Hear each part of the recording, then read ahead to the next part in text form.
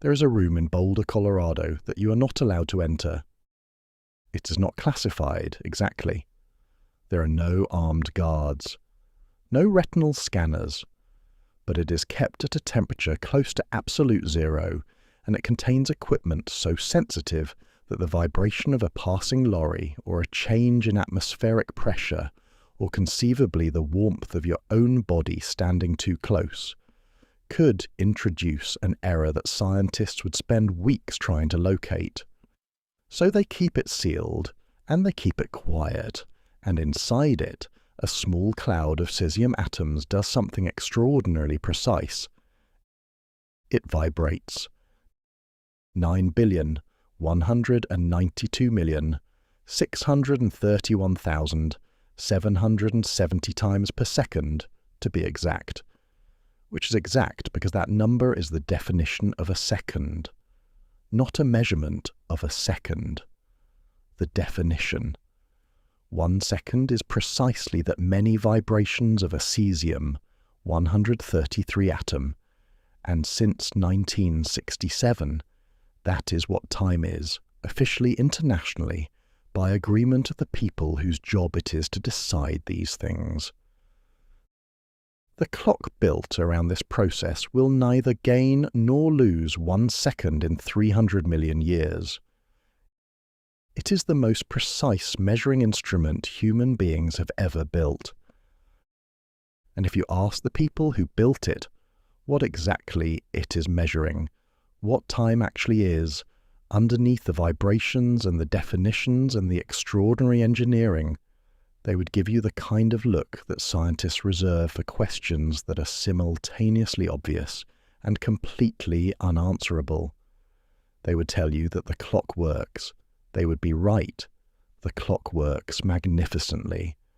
But the thing the clock is so precisely tracking, the nature of the thing itself, remains, after several thousand years of human thought and a century of physics that rewrote almost everything we understood about the universe, almost entirely mysterious. You have been experiencing time since before you were born. You have been measuring it, losing track of it, and wishing you had more of it for your entire life. Yet you have no idea what it is, and neither does anyone else, which is honestly one of my favourite things about it. Hello, and welcome to the Sleepy Astronomer. I'm so glad you're here. This is a show about the universe, the deep, patient, endlessly strange universe, told slowly and in the dark, for people who find that the biggest questions make the best company when everything else has gone quiet. And if you find yourself drawn not just to the sky above, but to the world beneath your feet, the sleepy geographer is waiting, rivers and glaciers and the long biography of the earth itself, told in the same unhurried way. Or if it's the living world that pulls at you, the sleepy biologist has been exploring that territory, and it will take you somewhere quietly wonderful. If you're new here, welcome. And if you've drifted with me before through deep time and distant stars, it's genuinely lovely to have you back. If tonight's episode finds you curious or unsettled in a good way, or if it simply helps you sleep, the kindest thing you can do is follow or subscribe so the next journey finds its way to you. A rating costs nothing and means rather a lot. And if you'd like to support the show directly, a subscription unlocks early access to new episodes, usually a day or two before everyone else. The link is in the description. Tonight, we're going to spend a few hours with that question. What is time? So, find your most comfortable position and let the day go wherever days go when you finally stop holding them. The clock is ticking. Let's find out what that means. Somewhere, a very long time ago, a person is sitting very still, watching a shadow move across a rock. We don't know their name. We never will. They left no records because writing was tens of thousands of years away. And in any case, what would they have written? There was no word yet for what they were watching, but they were watching it all the same. The dark edge of shadow creeping across the stone, shortening and swinging as the morning went on. And at some point, in a moment that has been repeated independently by countless people in countless places across human history, they noticed something. The shadow didn't move randomly. It moved the same way yesterday. It would move the same way tomorrow. Something was happening reliably. And the moment you notice that something is happening reliably, you have taken the first step toward an entire civilization's worth of clocks, calendars, train timetables, and the particular species of anxiety that comes from being told a meeting starts at 9. Here is the strange thing about time, and we are going to sit with this strangeness all evening in various forms, so we may as well introduce it properly at the start. Human beings have been trying to measure it for as long as we have been human, and somehow none of us ever stop to agree on what it actually is. Compare this to almost anything else we measure. Before you can weigh something, you need some working idea of what mass is.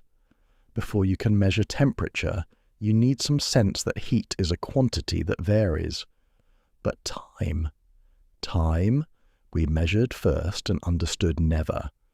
We built devices of extraordinary ingenuity to track it, with no working theory of what we were tracking, a little like spending 10,000 years building increasingly precise rulers for a substance nobody had ever actually seen, touched, or successfully described, and somehow getting remarkably good at it anyway. So let's follow that strange lopsided history. Measurement first, understanding optional. It begins, as so many human stories do, with the sky. The sun was the first clock anyone had, and it remains, in fairness, a pretty good one. Sundials appear independently in Egypt and Babylon and China, separated by enormous distances and no possible communication, which tells you something rather lovely about how natural this particular obsession is. The Egyptians were dividing daylight into 12 parts as early as 1500 BCE, using a stick and a marked baseline, the shadow's length telling you roughly where in the day you stood. It was not precise. A passing cloud could ruin an entire afternoon's schedule. But it worked in the sense that mattered. It gave people a shared, repeatable way of saying, "Meet me when the shadow reaches there." The trouble with sundials is a fairly significant design flaw. They require the sun. This is a problem at night, indoors, or during the considerable portion of British weather that declines to cooperate. So humanity went looking for something that didn't need the sky's cooperation, and the first answer dreamed up independently in Egypt and Babylon and Greece and China and India, none of these places talking to each other, all of them arriving at roughly the same idea, was water. Picture an Egyptian priest, somewhere around 1400 BCE in a temple at night, needing to know when to perform the next rite. There's no sun to consult, so he has a stone vessel with a small hole near the base, water dripping steadily out of it, and marks scratched up the inside wall. He watches the level fall past one mark, then the next. The Greeks called this device a clepsydra, a water thief, and they liked it enough to install one in their law courts, where it served a function modern legal systems might want to reconsider. When your allotted water ran out, you stopped talking. Mid-sentence, if necessary. There is something deeply satisfying about the idea of some long-winded Athenian advocate, 3 hours into an argument nobody asked for, silenced not by a judge, but by the simple, unanswerable authority of gravity. It wasn't perfect. Water drains faster from a full vessel than a nearly empty one, so the priest's constant drip was never quite constant, and generations of engineers spent centuries fussing with conical vessels and overflow valves trying to fix it. But it worked well enough that it spread on its own to civilizations who'd never heard of each other. Apparently, if you give humans access to a dripping container and a reason to care what time it is, they will independently invent the same clock. Not everyone had water to spare, though, or wanted to listen to it. In China, someone had a quieter idea, a long, winding trail of incense, laid out so it burns at a steady pace, with small weights tied along its length. As the burning line reaches each one, the weight drops, a soft click, a faint waft of sandalwood or jasmine, and you know, without looking at anything, roughly how much of the night has passed. It is, of every device in this chapter, the one I'd have wanted in my own house, not the most accurate. But there's something quietly lovely about a clock you could tell the time from with your eyes closed. Closer to home, in the cold, candlelit halls of early medieval Europe, King Alfred the Great is said to have kept time with marked candles, graduated wax, burning down through the night, dividing his day into work and prayer and sleep. Picture him doing this, a king ruling a kingdom under near constant threat of invasion, also quietly obsessing over how many inches of candle separated him from his next prayer. It's either an early triumph of self-discipline or a very early case of someone being far too strict with their own bedtime. Possibly both. And then there's the hourglass, sand hissing through its narrow waist, which has a confession to make. It never actually measured what time it was. Turn it over, and all it tells you once it's finished is that some fixed stretch of time has gone by. It doesn't know if it's morning or midnight. Sailors used it anyway for centuries to time the turning of watches on ships where nothing else would hold steady, which makes the hourglass, when you think about it, one of history's most enduring symbols of time that never once told anyone what time it actually was, only how long they'd been waiting. Notice what none of these devices ever required. Not one of their inventors needed to know what time was. They needed only that something else, sunlight, water pressure, burning wax, falling sand, behaved consistently enough to stand in for it. In most fields, building elaborate instruments to measure an undefined quantity would be considered a fairly significant oversight. In timekeeping, it was simply how things were done. And, as we're about to see, it would stay that way for a very long time yet. Somewhere in a European monastery, in the dark hour before dawn, a monk is listening for a bell that will tell him it's time to pray. The bell is controlled by something genuinely new, a mechanism called an escapement, which takes the steady pull of a falling weight and breaks it into small, controlled releases, tick, tick, tick, instead of one long, uncontrolled rush. The earliest versions, appearing from the late 13th century, used a clunky arrangement called the verge and foliot, a weighted bar swinging back and forth, catching and releasing a gear tooth by tooth. It drifted by perhaps 15 minutes a day, which would be a sackable offence in most modern jobs, but didn't matter much here. The bell needed to ring roughly 7 times a day, not precisely. God, presumably, was not checking his watch. Then, in 1656, a Dutch scientist named Christian Huygens, who also discovered the rings of Saturn and deserves rather more credit in popular culture than he gets, noticed something about pendulums. For small swings, the time they take depends almost entirely on their length, not on how hard you push them. Push gently or push hard, the swing takes roughly the same time either way. He built this property into the escapement, and overnight, clocks went from drifting 15 minutes a day to 15 seconds, a 1,000-fold improvement achieved by hanging a weight on a string and thinking about it more carefully than anyone else had bothered to. If Huygens solved the problem of keeping time on land, the problem of keeping time at sea would prove considerably more stubborn. Sailors could determine latitude easily enough by measuring the angle of the sun above the horizon. Longitude required knowing the precise time at your home port and comparing it to local time where you currently were. And pendulum clocks, however accurate on solid ground, do not appreciate being put on a ship. The rolling waves, the humidity, the temperature swings between a tropical afternoon and a cold Atlantic night all threw them into chaos. Sailors were magnificently good at working out how far north or south they'd gone, and essentially guessing at everything else. In 1707, 4 Royal Navy ships wrecked off the Isles of Scilly due to a navigational error, killing close to 2,000 sailors, a disaster attributable, at root, to nobody quite knowing what time it was. The British government responded by offering an enormous amount of money. The Longitude Prize, established in 1714, offered up to £20,000, several million pounds today, to anyone who could determine longitude at sea to reasonable accuracy. The man who solved it was not an astronomer, which is what the establishment had been expecting and rather hoping for.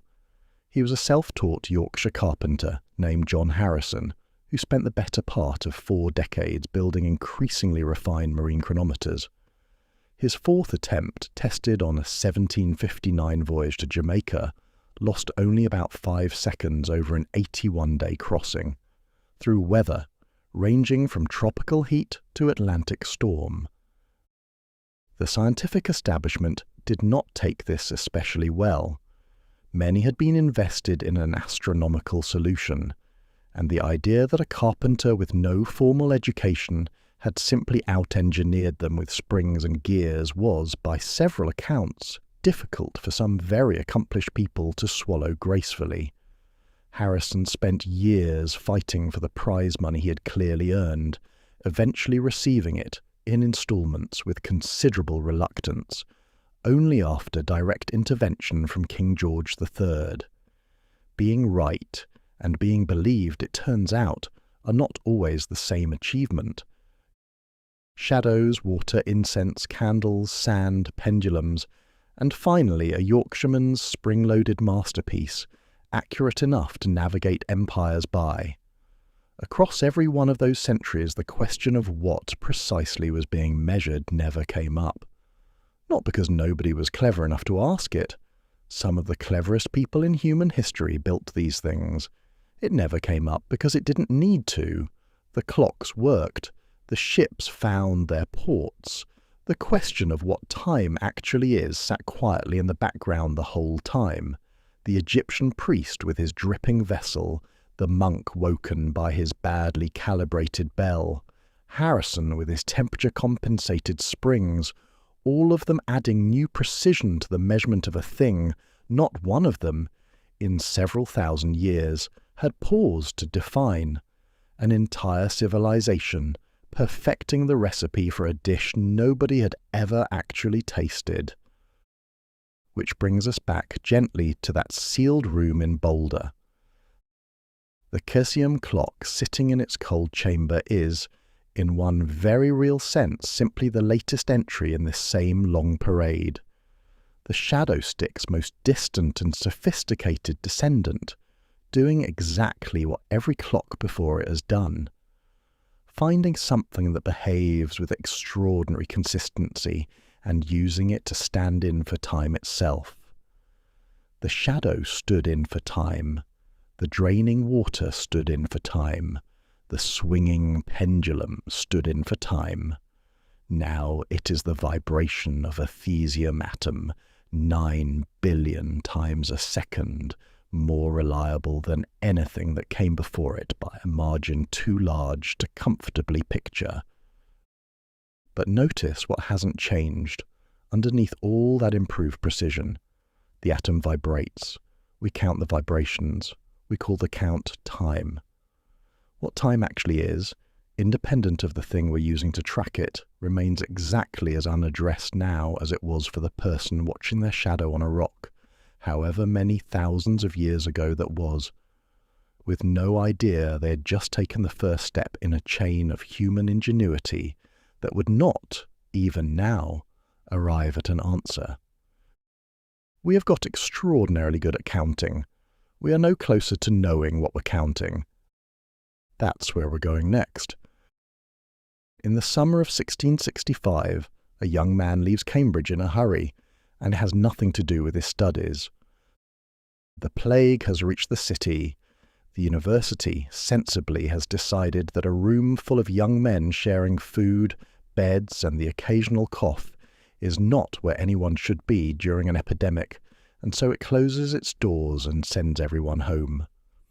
One of the students making his way back to the family farm in Lincolnshire is 22 years old, unremarkable by most outward measures, and about to spend the next 18 months doing something almost unreasonable for a person of any age.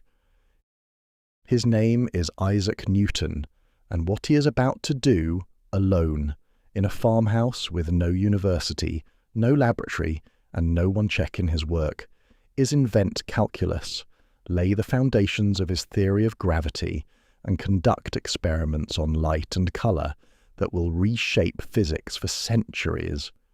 Historians sometimes call this his annus mirabilis, his miracle year, though it was closer to a year and a half, and miracle undersells just how much one slightly antisocial young man managed to get done while waiting out a pandemic in the countryside. Buried in all of it, almost too obvious to mention, is an assumption Newton makes about time. Not a discovery. Not something he derives from observation or proves with an experiment. Just something he takes for granted, the way you take for granted that the floor will hold your weight when you stand up in the morning. Time flows.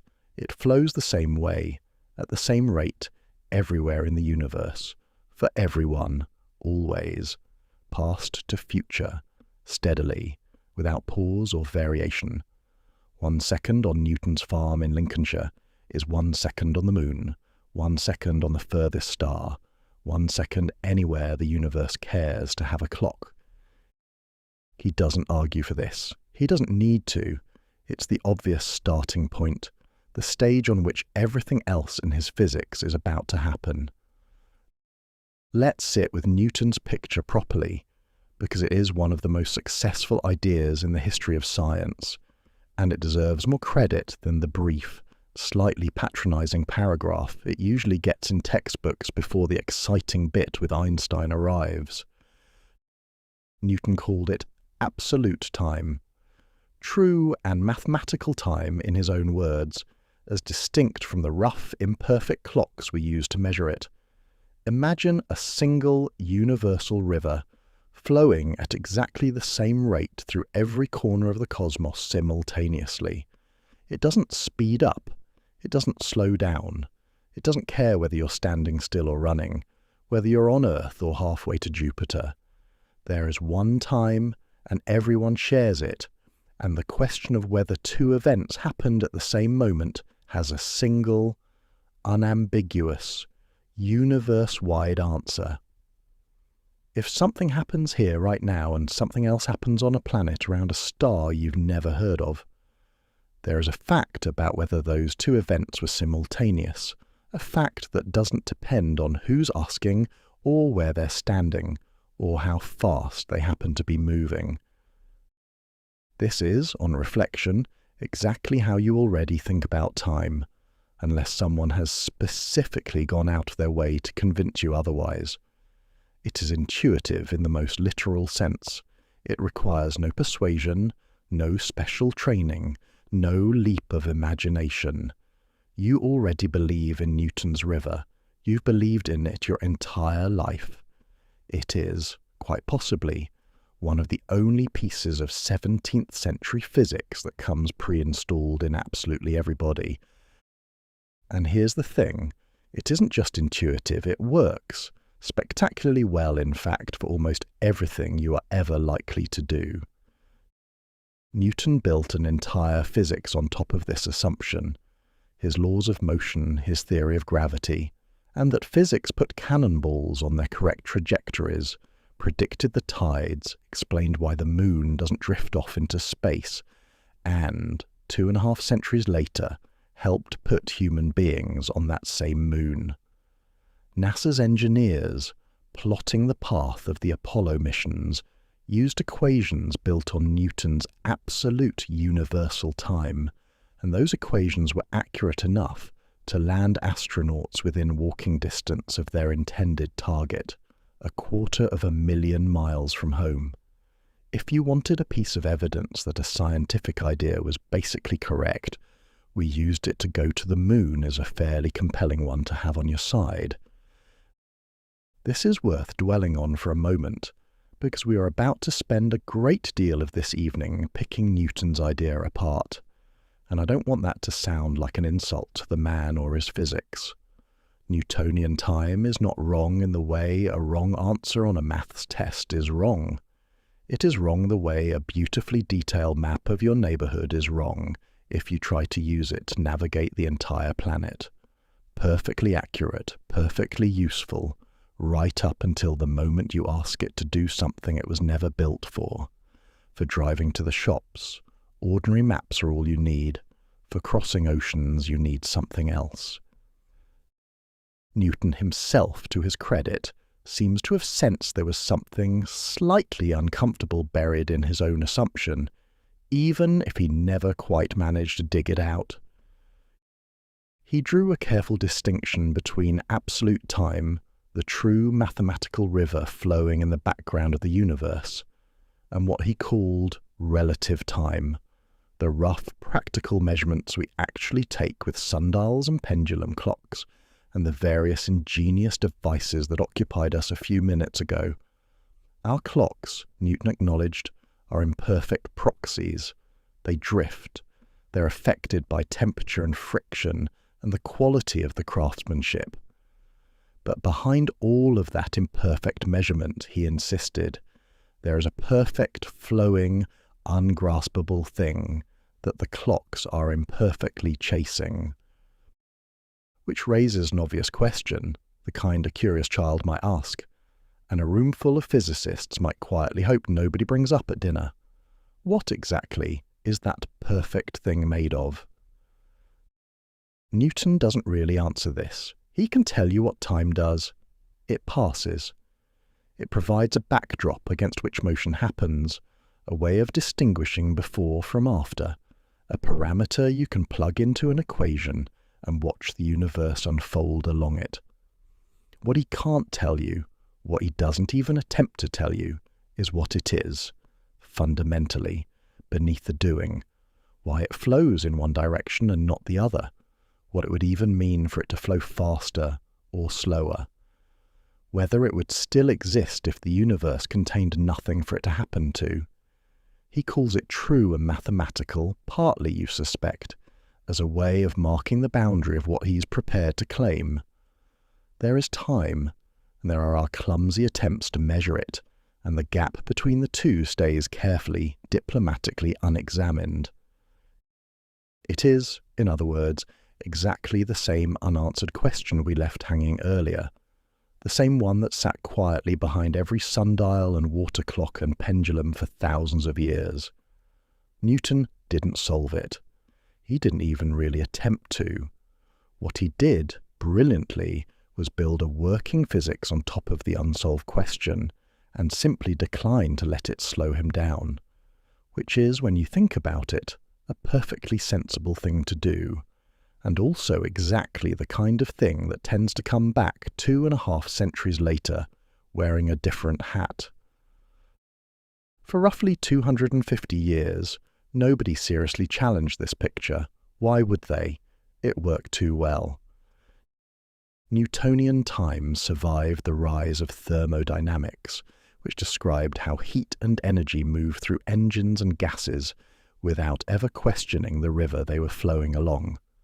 It survived James Clerk Maxwell's equations for electricity and magnetism, which unified two forces that had seemed entirely separate and predicted, almost as an afterthought, that light itself was an electromagnetic wave, a genuinely staggering discovery that nonetheless left Newton's clock ticking quietly and unquestioned in the background. Every new development in physics for 2.5 centuries was written in the same notation, with time as the same trusted variable, t, marching steadily forward, the same for everyone, the flaw nobody thought to check. By the close of the 19th century, time wasn't really a live question in physics at all. It had become something closer to furniture, so completely built into the structure of every equation that physicists had largely stopped seeing it as a thing that could, in principle, be wrong. You don't interrogate the flaw. You stand on it and get on with your day. And then, in 1905, a 26-year-old patent clerk in Bern, a man who couldn't get an academic job, who was reviewing patent applications for things like electromagnetic devices and improved typewriters to pay the rent, who was doing physics in his spare time with no laboratory and no institutional backing of any kind, started asking an apparently innocent question about clocks. Specifically, what would it actually mean in practice for two clocks in two different places to agree on what time it is right now? It sounds like the kind of question a slightly pedantic person asks at a dinner party, the sort of thing that gets you a polite nod and a swift change of subject. It is not, on its face, a question that looks capable of demolishing 2.5 centuries of physics. Newton would not have thought twice about it. Of course, two clocks can agree on the time. There's a universal river running underneath them both, and any disagreement is simply a fault in the clocks, not in the river itself. The patent clerk thought about it rather more carefully than that, and what he found, buried in the apparently dull mechanics of synchronizing two clocks, would turn out to be one of the most consequential discoveries in the history of human thought. A discovery that didn't so much challenge Newton's river as reveal that it had never actually been there at all. We're going to spend some time, next, with that patent clerk and the two clocks.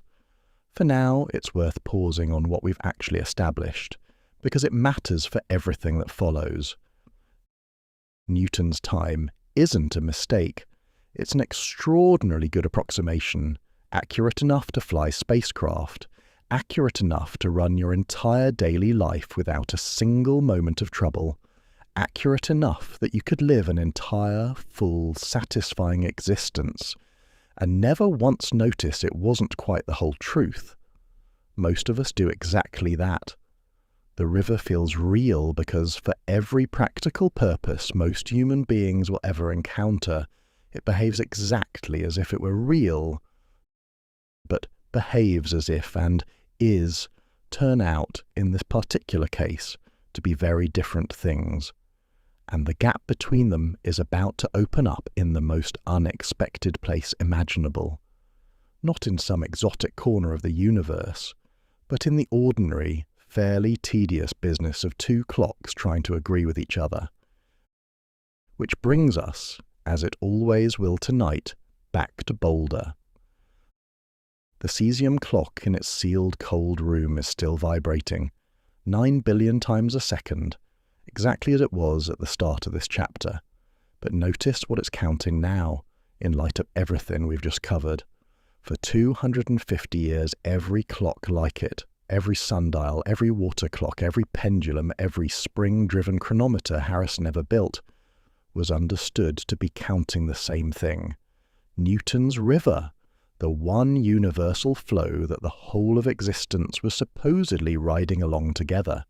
The clock in Boulder wasn't just keeping its own time, it was assumed to be keeping the time, the single, shared, cosmic metronome that every other clock everywhere was secretly synchronized to, whether anyone had checked or not. That assumption held for 2.5 centuries without a single serious challenge. It got us to the moon. It is, by any reasonable measure, one of the most successful ideas a human being has ever had. It is also, as we're about to find out, not quite true. Picture a railway platform somewhere in Switzerland at the start of the 20th century. Two clocks sit on it, identical in every way that matters. Same maker, same mechanism, set to precisely the same time that very morning. One of them stays on the platform. The other is carried onto a train which pulls away, gathers speed and disappears down the line. Nothing dramatic happens, no bells ring, no alarms sound. The train simply travels somewhere and eventually comes back, and the clock that went along for the ride is set down next to the clock that never left. They no longer agree. Not because the travelling clock broke, not because the journey jolted it out of alignment, or the temperature on the train played havoc with its mechanism, or any of the perfectly sensible explanations you might reach for if someone told you this story without further context.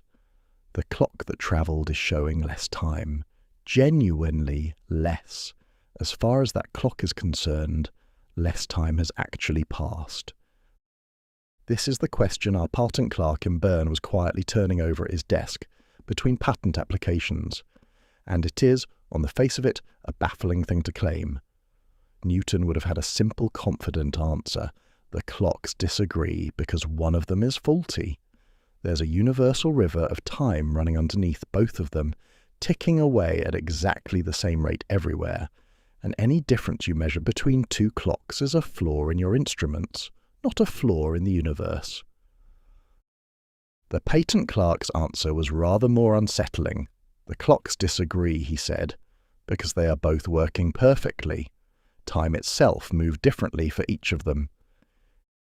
His name, in case the description hasn't already given it away, was Albert Einstein, and in 1905, working alone, with no university affiliation, no laboratory, and apparently nothing better to do with his evenings after a full day of examining other people's inventions, he published a paper that began from a single, deceptively modest starting point. The speed of light is the same for every observer, no matter how fast they themselves happen to be moving. Sit with that for a second, because it sounds, on first hearing, like exactly the sort of thing that ought to be false. If you're standing still and I run past you throwing a ball, the ball's speed relative to you is different from its speed relative to me. That's just how speeds add up, and it's how speeds have always added up in every situation a sensible person has ever encountered. Run fast enough toward a beam of light, and surely you'd measure that light moving slightly slower relative to you, the way a car looks slower from another car travelling alongside it at a similar speed. Light, it turns out, refuses to play along. However fast you're moving, however hard you chase it, light arrives at exactly the same speed. 299,792,458 meters per second, no faster, no slower, regardless of your own motion. Einstein didn't discover this experimentally himself. That distinction belongs to a famous experiment conducted some years earlier by Albert Michelson and Edward Morley, who set out to detect the Earth's motion through space by measuring tiny differences in the speed of light, and found, to their considerable frustration, no difference at all. What Einstein did was take that stubborn, inconvenient result completely seriously, follow it through to its logical end, and accept the consequences rather than quietly hoping they'd go away. And the consequences are where things get strange. If the speed of light has to stay fixed for every observer, no matter how they're moving, then something else has to give. Speed, after all, is simply distance divided by time. If the speed must stay constant while different observers are moving relative to each other, then their measurements of distance and time can't both stay the same. Reality, with a kind of mathematical inevitability, exchanges some space and time as the price of keeping the speed of light fixed and absolute. Two observers moving differently will measure space differently, and they will measure time differently, and there's no error involved, no faulty instrument, no missing correction. The constancy of light is purchased, quite literally, with the variability of everything else. This is what physicists call special relativity, and within it, time dilation isn't a strange side effect or a mathematical curiosity hiding in a footnote. It is the headline. The faster you move relative to someone else, the more slowly your time passes, relative to theirs. Not as an illusion, not as a trick of perception, the way a long journey feels shorter on the way home than it did on the way there. Actually, physically, measurably more slowly. Let's make this concrete, because abstract relativity has a tendency to slide straight through the mind without leaving much behind, and this particular idea deserves better than that. Imagine two siblings, twins as it happens, because the thought experiment that made this idea famous involves exactly that arrangement, and it would be a shame to break with tradition now. One twin stays on Earth, living an entirely ordinary life, aging, eating dinner, complaining mildly about the weather. The other twin boards a spacecraft and accelerates to a significant fraction of the speed of light, travels to a nearby star, turns around, and comes home. When the traveller steps off the ship, the twin who stayed behind has aged more, possibly by years. The traveller has not been preserved in some clever science-fictional stasis, and they haven't simply experienced the journey as feeling shorter, the way time flies when you're having fun on a long-haul flight. Less time has genuinely, physically passed for them. Fewer of their cells have divided, their heart has beaten fewer times. If they'd kept a diary, it would have fewer entries, not because they wrote less, but because there was less time in which to write. This sounds like the kind of thing that ought to stay safely in the realm of thought experiments, interesting to argue about at dinner but never actually testable. It isn't. It has been tested directly, repeatedly, and the universe keeps agreeing with Einstein rather than with our intuitions. In 1971, two physicists named Joseph Heffel and Richard Keating did something delightfully direct about all of this. They put atomic clocks on commercial aeroplanes. Picture it, ordinary passenger flights, ordinary seats, and tucked into the cargo somewhere, a set of cesium clocks, cousins, in a sense, of the one we've been returning to all evening, flying around the world, first eastward, then westward, while an identical clock stayed safely on the ground at the United States Naval Observatory. When the travelling clocks landed and were compared against the one that never left, they disagreed, not by some unmeasurably tiny sliver invisible to any human concern. The eastward flying clock had lost about 59 nanoseconds compared to the ground clock. The westward flying clock had gained about 273 nanoseconds. Both differences were predicted in advance by Einstein's equations. The eastward flight added to the Earth's own rotational speed. The westward flight worked against it, and relativity said exactly how much each direction should shift before a single clock had left the ground. The experiment confirmed the prediction to within experimental error. Nanoseconds, admittedly, are not the sort of unit that rearranges anyone's afternoon, but the entire point of the experiment was never the size of the effect. It was that the effect existed at all, exactly where and how the theory said it would, measured on an ordinary aeroplane with ordinary passengers almost certainly unaware that two physicists, a few rows back, were quietly proving Einstein right with hand luggage.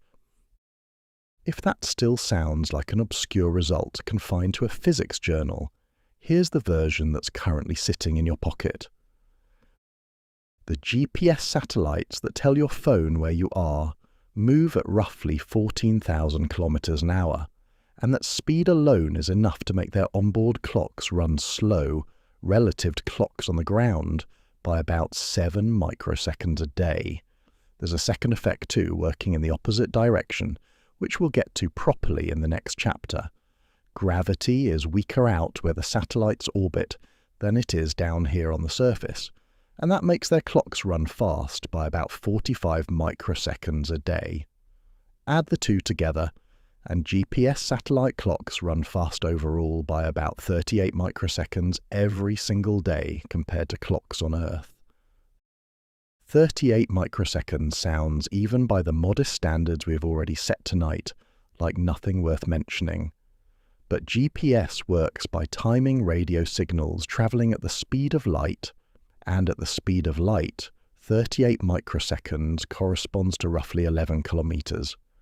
Left uncorrected, the drift would compound day after day, and within about a week your phone would be confidently directing you to entirely the wrong street, then the wrong suburb, then quite possibly the wrong country. So the engineers who built the GPS system did something rather wonderful. They built Einstein's relativity directly into the satellites.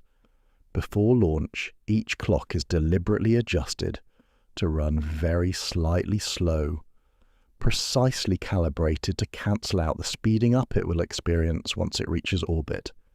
It is, when you stop to think about it, a genuinely strange achievement, an entire global navigation system sitting in every smartphone on the planet, quietly correcting for the fact that time itself behaves differently depending on how fast you're moving and how deep you are in a gravitational field. You have, in all likelihood, used a confirmation of special relativity to find the nearest coffee shop. The universe has a sense of humour about where its proofs end up. So what does all of this actually mean once you set aside the nanoseconds and the satellites and let the idea sit in the room with you for a moment? It means that Newton's river, the single, universal, everywhere the same flow of time we left so confidently established at the end of the last chapter, was never really there. Not because Newton was careless, or because his physics was bad. For the speeds and situations he was working with, his river was and remains an excellent approximation. But the universe doesn't actually run on one shared clock. It runs on as many clocks as there are paths through it, each one keeping its own particular personal account of how much time has passed along its own particular journey. Your time is yours. It depends on where you've been and how fast you got there. Two people can live through the exact same stretch of cosmic history, the same years, the same headlines, the same passing of the seasons, and arrive at the other end having aged by different amounts, with neither of them having done anything wrong, and neither of their clocks having malfunctioned for a single instant. This is, I'll admit, a strange thing to absorb lying in the dark, but there's something rather comforting buried in it too, once the initial vertigo passes. The time you're experiencing right now, this exact particular moment, whatever it contains, is not a shared, generic slice of some universal river that everyone else is experiencing identically. It is yours. It belongs to your path through the universe, and to no one else's, in precisely the same way your fingerprints do. Which brings us, as it always will tonight, back to Boulder.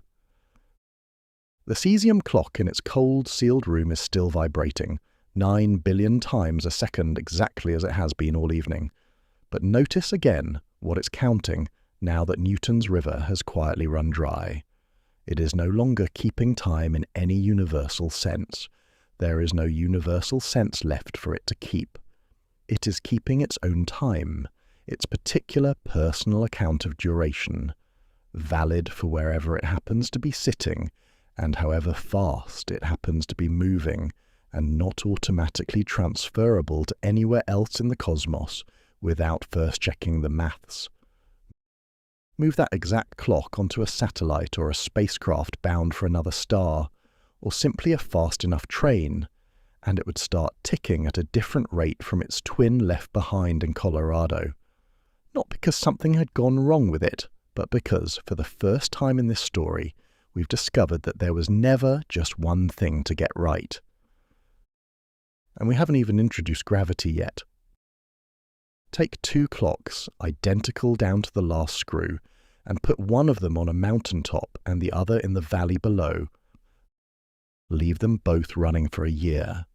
Change nothing else. Same make, same model, same careful calibration on the day you set them going. Then climb back up, collect the mountain clock, and compare it against the one that never left the valley floor. They disagree. The mountain clock has gained about 45 microseconds. By now, after everything we've covered this evening, you might reasonably suspect a trick involving speed. Perhaps the mountain clock somehow experienced more motion, more velocity, more of whatever it was that made our travelling twin age more slowly than the one who stayed on Earth. But that's not what's happening here. Neither clock has gone anywhere. Neither one is moving relative to the other in any way that matters. The only thing that's different between them is altitude. How far each clock happens to sit from the centre of the Earth, and therefore how deep each one is sitting in the planet's gravitational field. Gravity, it turns out, doesn't just pull on objects, it pulls on time itself. And the deeper you sit inside a gravitational field, the slower your time runs, compared to someone sitting higher up. You are, at this very moment, aging very slightly more slowly than someone living at the top of a mountain, not because of anything happening to your body, because of where your body happens to be. To understand why, we need to leave Einstein's patent office behind for a moment and follow him forward about a decade to 1915, when he finally finished the much harder sequel to the idea that gave us the twins and the trains, general relativity, the theory that doesn't just handle objects moving at constant speeds, but tackles gravity itself. Newton's gravity, you'll remember, was a force, an invisible pull reaching out across empty space, tugging the moon toward the Earth and the Earth toward the sun, the way two ships might be connected by an invisible rope stretched between them. It worked. It still works for almost every practical purpose. But it never quite explained how gravity managed this trick. How does the sun, 93 million miles away, reach across all that emptiness and immediately know that the Earth is there? Einstein's answer was to throw out the rope entirely and replace it with something stranger. Mass doesn't pull on other mass from a distance. Mass bends the space and time around it, and other objects simply follow the curves that result. Picture a heavy ball resting on a stretched rubber sheet, the surface dipping and curving around it, and a smaller ball rolling nearby, naturally curving its path toward the dip. Not because the heavy ball is reaching out and grabbing it, but because the smaller ball is simply travelling in a straight line through a surface that isn't flat anymore. The analogy is imperfect, and physicists will be quick to tell you so at parties, but it captures something real. What we call gravity is geometry. It's the shape of the space the object happens to be moving through. And here's the detail that tends to get lost in the rubber sheet analogy, the one that matters most for tonight. The curving isn't only happening to space, it's happening to time as well. The four-dimensional fabric that mass bends, what physicists call space-time, has time woven into it as thoroughly as the three dimensions you can point at. Bend the fabric, and you bend time right along with it. The closer you are to a massive object, the more severely that fabric curves, and the more slowly time passes for you relative to someone further away. This is gravitational time dilation, and it is the reason our mountain clock came home 45 microseconds ahead of its valley-bound twin. The valley clock sits slightly deeper in the Earth's gravitational well. Its time runs very slightly slower, not because anything is wrong with it, because it's sitting somewhere the fabric is curved a little more steeply. If 45 microseconds over an entire year still feels a touch abstract, here's a smaller, more startling version of the same experiment. In 1959, two physicists at Harvard named Robert Pound and Glenn Rebka set out to measure gravitational time dilation over a distance you could comfortably climb in about 30 seconds. The height of a university tower, roughly 22.5 meters from top to bottom. They used gamma rays fired from the bottom of the tower up to a detector at the top and measured a minuscule shift in their frequency caused by the difference in gravity between the two ends of the building. The effect they were hunting for was so small that it makes the mountain and valley experiment look almost extravagant by comparison. And they found it anyway, exactly where Einstein's equations said it would be, in a stairwell at Harvard, using instruments that would have fit on a reasonably sized desk. There is something rather wonderful about that. You don't need a mountain or a satellite or a spacecraft traveling near the speed of light to catch gravity bending time. You need a building with a reasonably tall stairwell and two extremely patient physicists. The effect isn't an exotic feature of black holes and neutron stars reserved for the far corners of the universe. It's happening right now between the floor you're lying on and the ceiling above you, by an amount too small for any instrument you own to detect, but real all the same. The top of your head is, this very moment, aging very slightly faster than your feet. Now let's take this somewhere properly dramatic, because gravitational time dilation has an extreme end, and the extreme end is worth sitting with. Imagine travelling toward a black hole, not falling carelessly into one, just approaching, slowly and deliberately, watching your instruments as you go. As you descend deeper into its gravitational field, time for you, as observed by someone watching from a safe distance, appears to run slower and slower, not gradually levelling off. Slowing and slowing and slowing further, the closer you get to the boundary known as the event horizon, the point of no return, beyond which nothing, not even light, can climb back out. From the perspective of that distant, safely positioned observer, something rather eerie happens as you approach the horizon. You seem to freeze. Your image grows dimmer and redder, the light reaching your observer stretched and exhausted by its long climb out of the well you're descending into, and you appear to slow down, and never quite finish crossing the line. To them, you are suspended there, fading, for what looks from the outside like an eternity. From your own perspective, inside the ship, nothing dramatic happens at all. You don't feel yourself slowing down. You don't notice the horizon as you cross it. There's no flash, no signpost, no sensation of arrival. Your own clock, from where you're sitting, ticks along at its usual steady rate, exactly as it always has. The strangeness is entirely a matter of perspective. From outside, you seem to take forever. From inside, you simply continue until you reach the point at the very center of the black hole, the singularity. And there, our equations stop being able to tell us anything useful at all. They don't predict something exotic and strange happening to time. They simply return infinities, mathematical nonsense, the theoretical equivalent of a shrug. This isn't the universe being infinite.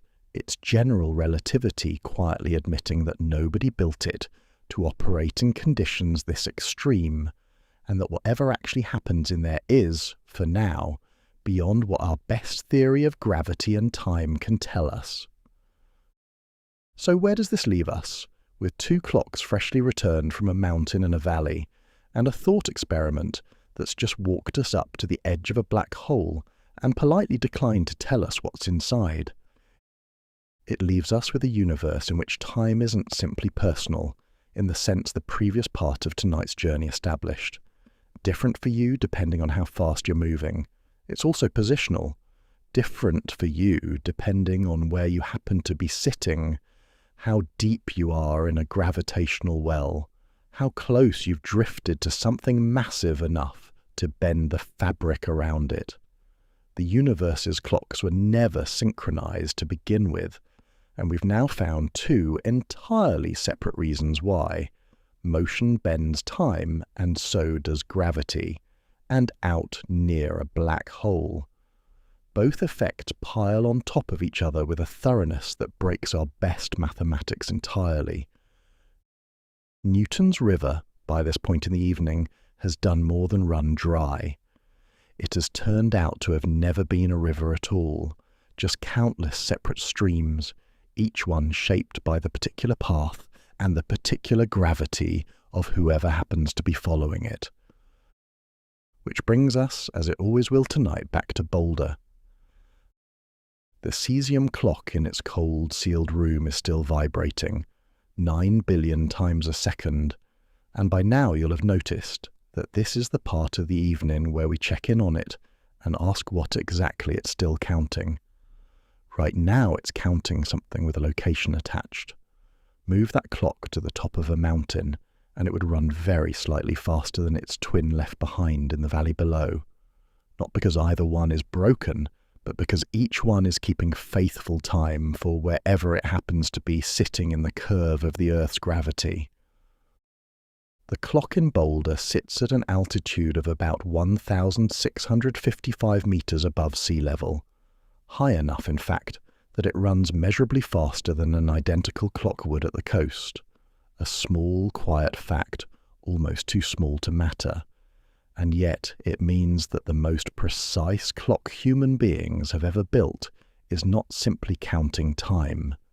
It is counting time exactly where it happens to be standing, in exactly the gravity it happens to be sitting in, which is a rather more complicated thing to be doing than anybody watching a shadow cross a stone all those thousands of years ago could possibly have imagined. And we haven't yet asked the strangest question of the evening: why time moves in only one direction at all.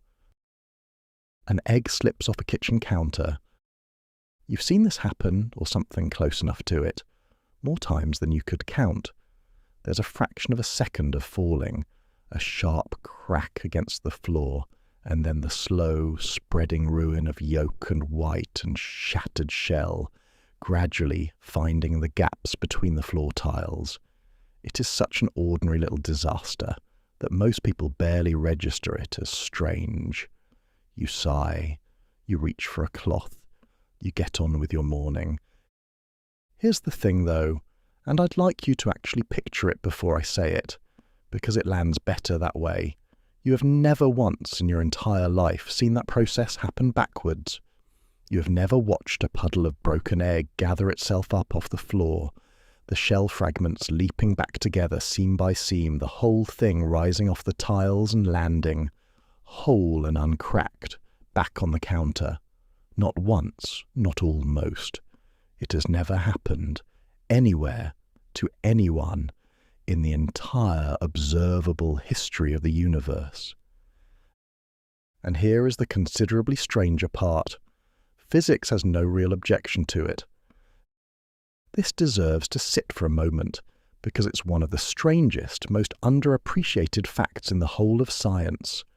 The fundamental laws governing how atoms and molecules move, the equations of motion themselves, work equally well run forwards or run backwards.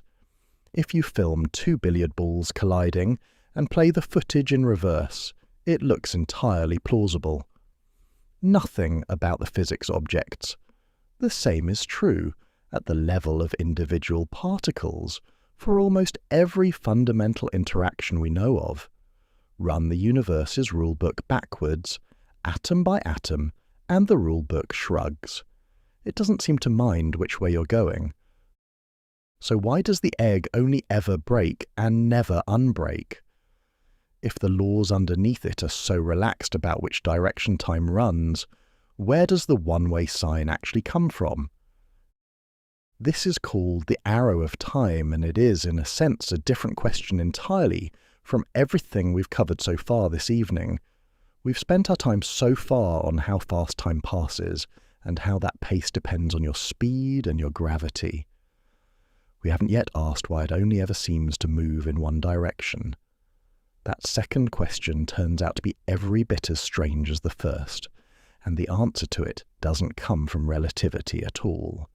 It comes from somewhere rather more domestic, the science of heat and steam engines, and a quantity with a slightly forbidding name that is, underneath the name, one of the most intuitive ideas in all of physics.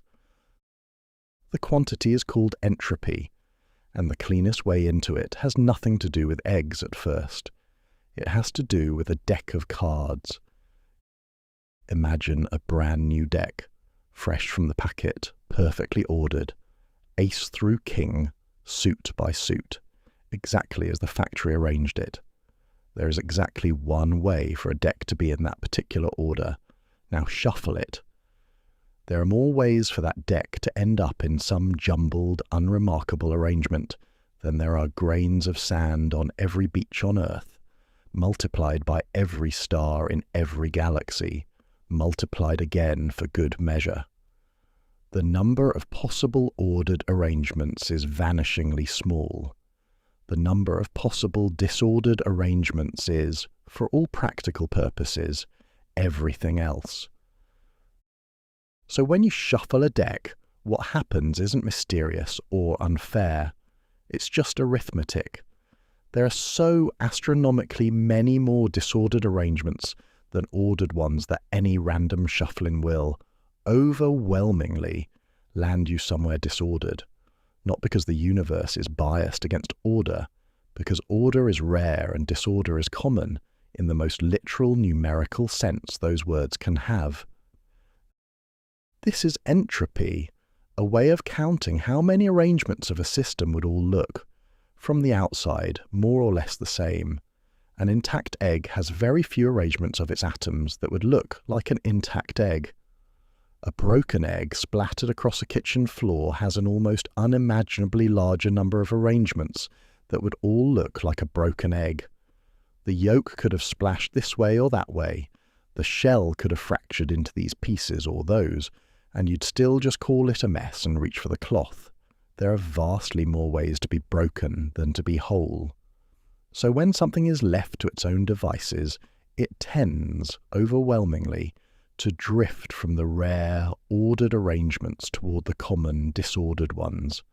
Not because any law is forcing it there, but because there's so much more disordered territory for it to wander into.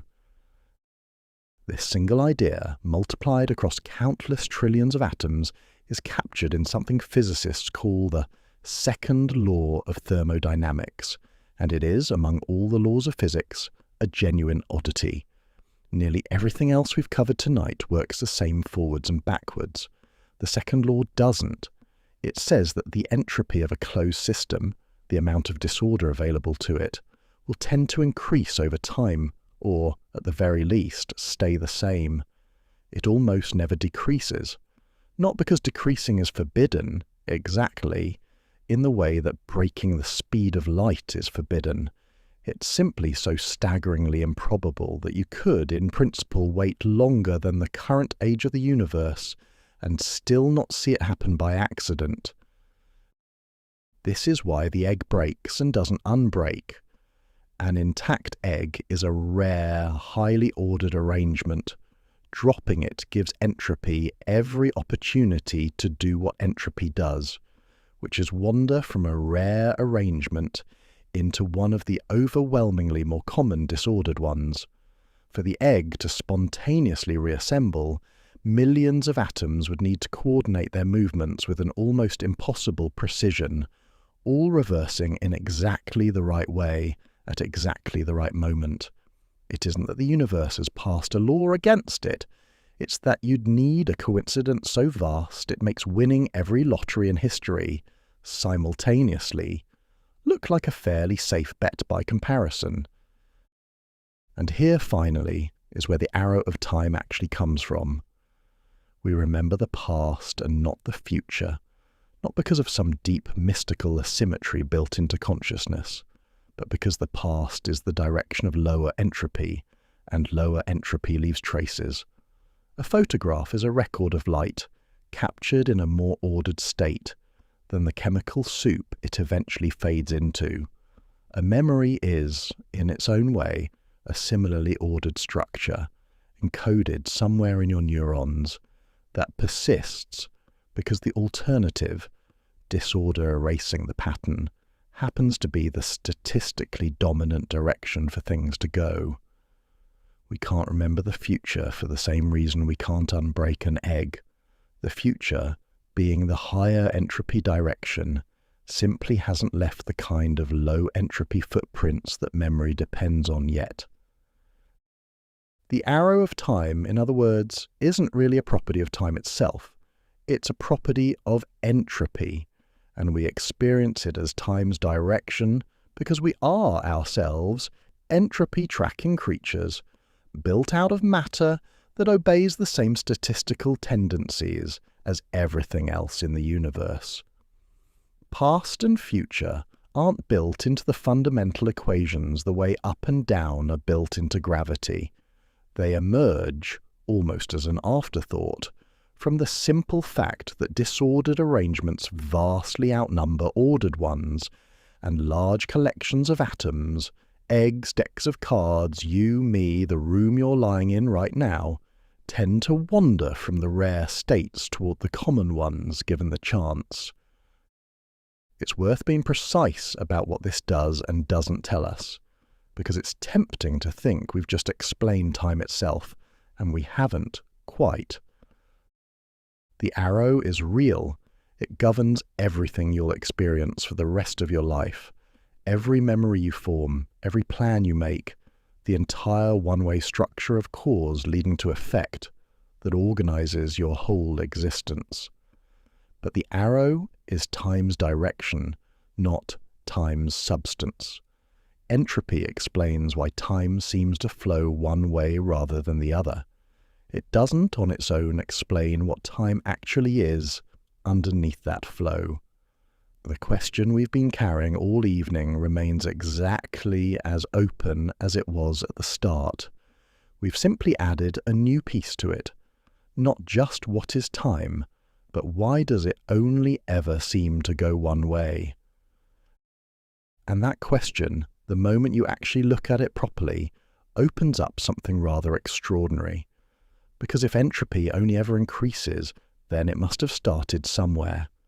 There must have been a beginning state, some original arrangement of the universe, vastly more ordered than anything that's followed, from which all of this drifting toward disorder first set off. Which raises an almost embarrassingly obvious question that took physicists a remarkably long time to take seriously. Why was the universe ever ordered to begin with? Where does an egg that orderly even come from? Which brings us, as it always will tonight, back to Boulder. The cesium clock in its cold, sealed room is still vibrating, 9 billion times a second, utterly indifferent to everything we've just covered. But notice again what it's quietly counting now. For the whole of this evening so far, it's been counting something personal, something positional. Your time, my time, time bent by speed and by gravity. Now it's counting something else entirely. The steady, irreversible drift of the universe from order toward disorder, one vibration at a time, each tick falling just slightly further into the vast, overwhelming territory of the possible than the tick before it. Every single one of those 9 billion vibrations a second is, in its own small way, entropy ticking forward. The clock doesn't just mark time, it rides the same one-way current as the egg on the floor, the fading photograph, the memory you can recall but never revisit. It cannot run backwards any more than the egg can unbreak, not because some rule forbids it, but because the universe has so overwhelmingly much more room to be disordered in than to be ordered, and everything inside it, clocks included, drifts accordingly. Which leaves us with one of the strangest questions of the whole evening, still sitting unanswered in the dark. If everything drifts from order to disorder, what kind of universe starts out so extraordinarily, improbably ordered that it's still drifting away from it 14 billion years later?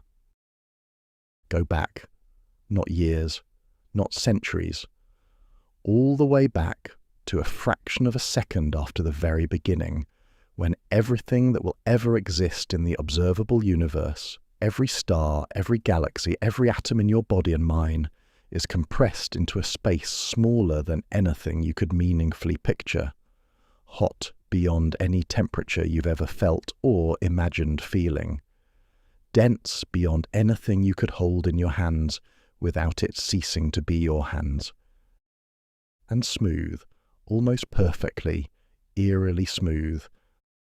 That last word is the one to sit with, because it's the one that doesn't fit. We spent the last stretch of this evening establishing that things drift, given the chance, from rare and ordered states toward common and disordered ones, that this is simply what happens, given enough time and enough atoms left to their own devices. And yet here, at the very first instant we can meaningfully describe, the universe is sitting in about as ordered a state as physics knows how to measure. Not a little bit ordered, staggeringly, almost incomprehensibly ordered. The egg, you might say, hasn't just failed to break yet. It is, at this point, the most pristine, unbroken, perfectly arranged egg that will ever exist. Which leaves us with an obvious, slightly uncomfortable question. If disorder is so overwhelmingly more common than order, if that's the entire reason eggs break and don't unbreak, then how, of all the ways a universe could possibly have started, did this one start so thoroughly, suspiciously tidy? Let's go back to the deck of cards for a moment, because we're going to need it, and we're going to need to make it rather larger than one deck. A single shuffled deck landing back in perfect order, ace through king, suit by suit, is already so unlikely that you could shuffle once a second for the entire age of the universe and have essentially no realistic chance of seeing it happen. That's one deck. Now imagine 1 trillion decks, shuffled simultaneously, and every single one of them landing in perfect order at the same moment. The improbability doesn't add. It multiplies ferociously, each additional deck making the whole arrangement astronomically less likely than the one before it. You are already at 1 trillion decks, somewhere past the point where ordinary language has comfortable words for how unlikely this is. Now stop thinking about decks of cards and start thinking about atoms, not 1 trillion of them. Every atom in every grain of sand on every beach on Earth, then every atom in the Earth itself, the crust, the mantle, the molten iron core, then every atom in the sun, then every atom in every star in the Milky Way, all 100 billion odd of them, then every atom in every star in every one of the 2 trillion galaxies we can currently see. You are now holding, in your imagination, a number of atoms so large that physicists generally just write it in scientific notation and move on, because saying it aloud, digit by digit, would take you the rest of the night and several more nights after that. Now imagine that every single one of those atoms is a card, and the universe shuffled every one of them at the beginning, and they all, somehow, landed in order. That is closer, only closer, not quite there yet, to the kind of improbability we're actually talking about. The physicist Roger Penrose did something almost foolhardy with this idea. He tried to put an actual number on it, not a rough gesture at extremely unlikely, but a genuine calculation of how special the universe's starting arrangement was compared to all the other ways it could conceivably have started. His estimate, expressed as the kind of probability you'd write with a 1 over a very large number, requires somewhere in the order of 10 to the power of 10 to the power of 123 separate zeros to write out in full. Read that again, slowly, because it's not a typo and it's not a number in the ordinary sense at all. It's a number built out of an exponent of an exponent, a tower of zeros so tall that if every single proton in the entire observable universe were itself a zero, you still would not have enough protons to write the number down. You would run out of universe before you ran out of zeros. Sit with that for a moment in the dark, because I don't think it's the kind of thing you can take in quickly. We are not talking about something that's merely very unlikely, the way winning a lottery is unlikely, or being struck by lightning twice is unlikely. Both of those things happen to someone, somewhere, reasonably often, precisely because enough lottery tickets get bought and enough people stand under enough trees and enough storms. Penrose's number describes something so far beyond unlikely that the entire history of the universe, repeated over and over, an unimaginable number of times, would not be expected to produce it even once by chance.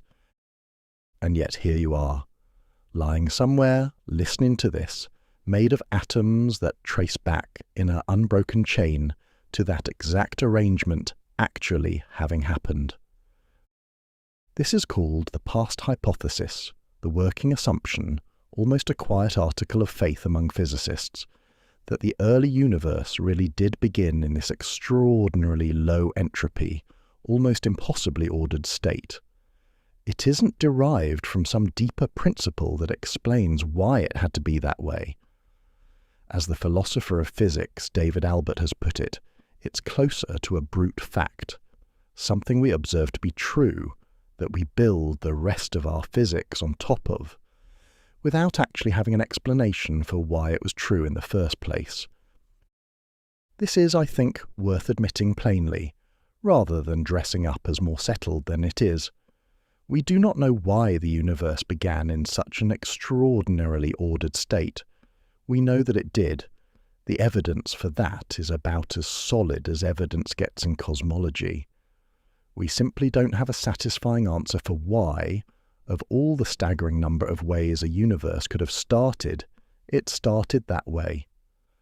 Some physicists suspect there's a deeper mechanism we haven't found yet, something that would make the low entropy beginning less of a coincidence and more of a necessity. Others suspect we may simply have to accept it as a brute, unexplained fact about our particular universe, the way you might accept the value of some fundamental constant without ever being able to say why it has that value and not another. Nobody currently knows which of these is right. This is one of the most genuinely open, unresolved questions in the whole of modern cosmology, sitting quietly underneath all the more confident-sounding physics we've covered so far tonight. There's a second question tangled up in all of this, one that's tempting to answer too quickly. Did time itself begin at the Big Bang? Was there ever a moment before it? The honest answer is that nobody knows, and the reason nobody knows is rather elegant. In general relativity, the Big Bang singularity, the point of infinite density the equations point back to, if you run them in reverse far enough, isn't a moment sitting inside time, the way your last birthday is a moment sitting inside your life, with other moments both before and after it. It's a boundary of space-time itself, the edge of the map. Asking what happened before the Big Bang in this picture is a little like asking what's north of the North Pole. The question sounds grammatically sensible. It just doesn't point to anywhere that exists. But, and this matters, general relativity is precisely the theory we already know breaks down at extremes like this, in exactly the way it breaks down at the heart of a black hole. A more complete theory, one that successfully merges gravity with quantum mechanics might tell a rather different story. That the singularity gets smoothed out, that there was some prior state, some structure that the Big Bang emerged from rather than simply sprang from nothing. Several genuinely serious proposals exist along these lines, with names like loop quantum cosmology and eternal inflation, each suggesting our Big Bang might be one chapter in something larger, rather than the very first page. None of them is confirmed. None of them is rejected either. The honest position, the one any careful physicist will actually give you if you corner them at a conference rather than a press conference, is that we simply do not yet know whether time had a beginning or whether it stretches back further than our current theories are equipped to see. So here is where this leaves us, with the egg, the cards, and Penrose's Tower of Zeros all sitting together in the dark. The arrow of time, the one-way drift from order to disorder that gives your life its sense of past and future, that lets you remember yesterday and not tomorrow. That means the egg breaks and stays broken, traces all the way back to this one extraordinary fact. The universe began in a state so improbably ordered that the number describing just how improbable it was cannot be written down using every particle that exists. We are, every one of us, living downstream of that beginning, riding the same long drift from order toward disorder that started at a moment so special we don't yet know how to explain why it happened at all. It is, depending on the night and your particular temperament, either one of the most unsettling facts in all of physics, or one of the most quietly moving. I tend to find it the second. Somewhere in an almost unthinkably unlikely arrangement of the early universe, the conditions were set for stars and planets, and eventually a particular planet where chemistry turned into biology, turned into something that could lie in the dark 14 billion years later and wonder about all of it. That you exist to ask the question is itself a kind of evidence for just how strange the answer to it must be. Which brings us, as it always will tonight, back to Boulder.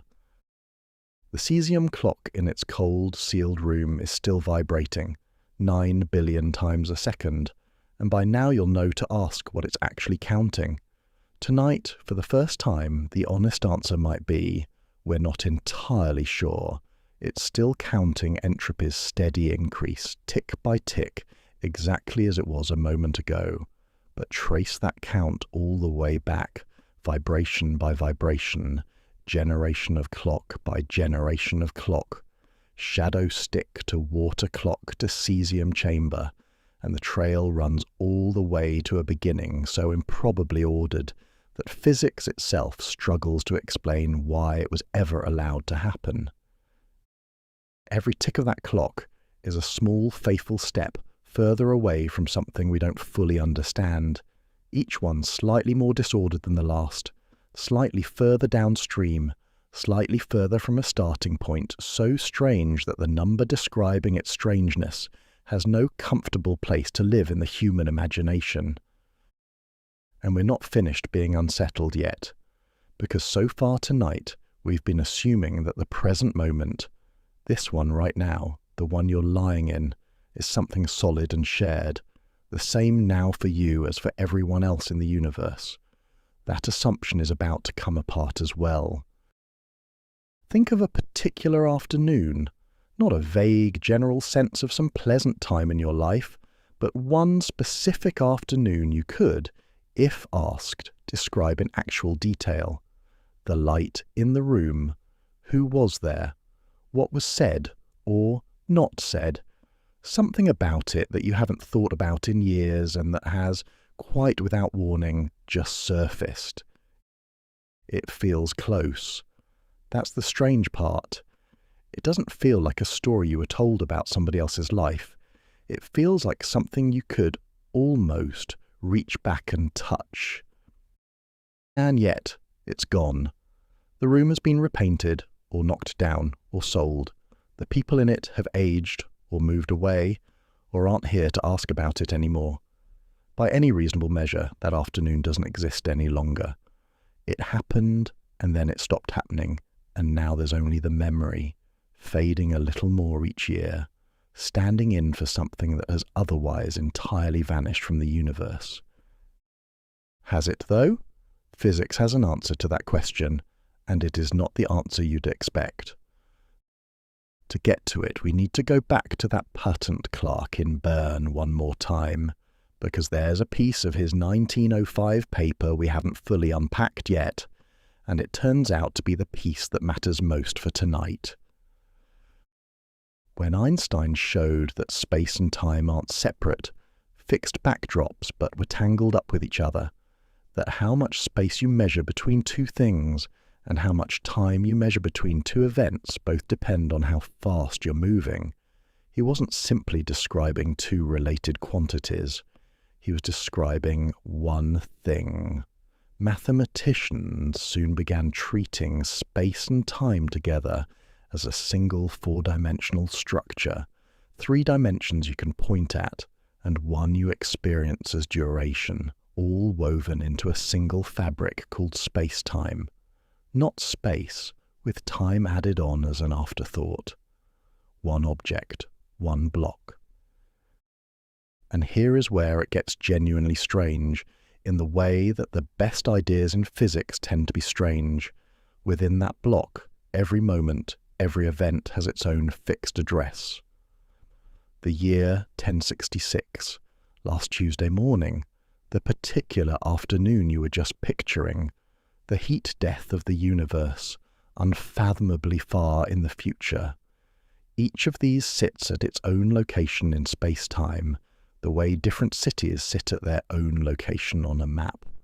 And on a map, you don't say that Paris is more real than Tokyo just because you happen to be standing in Paris right now.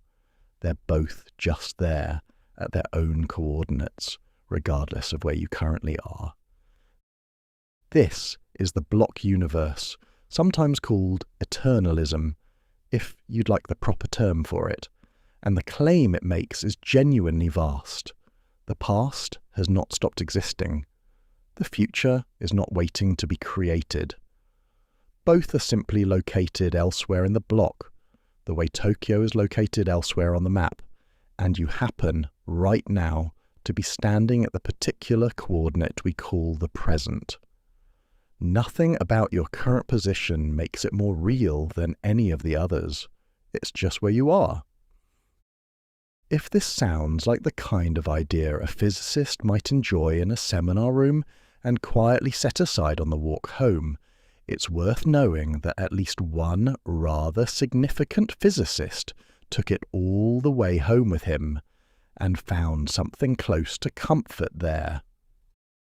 In 1955, Albert Einstein's closest friend, a fellow physicist named Michel Besso, died. The two of them had known each other for decades. Besso was the friend Einstein had originally talked through his early ideas with back in Bern before any of it was famous. When Besso died, Einstein, who was himself only weeks from his own death, wrote to Besso's family.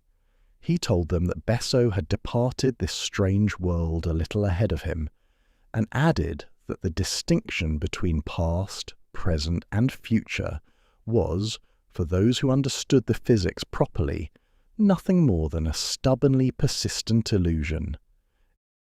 It is a remarkable thing to write to a grieving family, and I don't think it's intended as cold comfort, even though it might land that way on first hearing. Einstein, by every account, genuinely believed it. If the block universe is correct, then Besso hasn't ceased to exist any more than Tuesday ceases to exist once Wednesday arrives. He's simply located elsewhere in the block, at the coordinates that include him, exactly as real as he ever was, just not where Einstein currently happened to be standing. Whether you find that consoling or faintly horrifying probably says more about your own temperament than it does about the physics. Einstein, on the evidence of that letter, found it consoling. Plenty of equally serious physicists have read the very same equations and felt something closer to vertigo. So why take this seriously, rather than filing it under interesting things physicists say when somebody they love has died? Because the case for it doesn't rest on Einstein's personal feelings. It rests on something we touched on without quite naming, back when we were watching that traveller's clock disagree with the one that stayed home. There is no universal agreement across the universe about what counts as now. Here's the relevant detail, and it's worth sitting with properly because it's doing all the real work. Two observers moving differently relative to each other can disagree about whether two distant events happened at the same time. Genuinely disagree, with neither of them being wrong, the disagreement itself being a real and measurable feature of how space-time works, rather than a mistake either person is making. There isn't some hidden, true answer that one of them has simply failed to notice. The question, did these two things happen simultaneously, doesn't have a single, universe-wide answer at all. It depends on who's asking, and how they happen to be moving. If that's true, and it has been confirmed about as thoroughly as anything in physics has ever been confirmed, then the very idea of a single, privileged now, sweeping uniformly across the entire universe and separating the solid, real past from the not-yet-real future, simply has nowhere to live.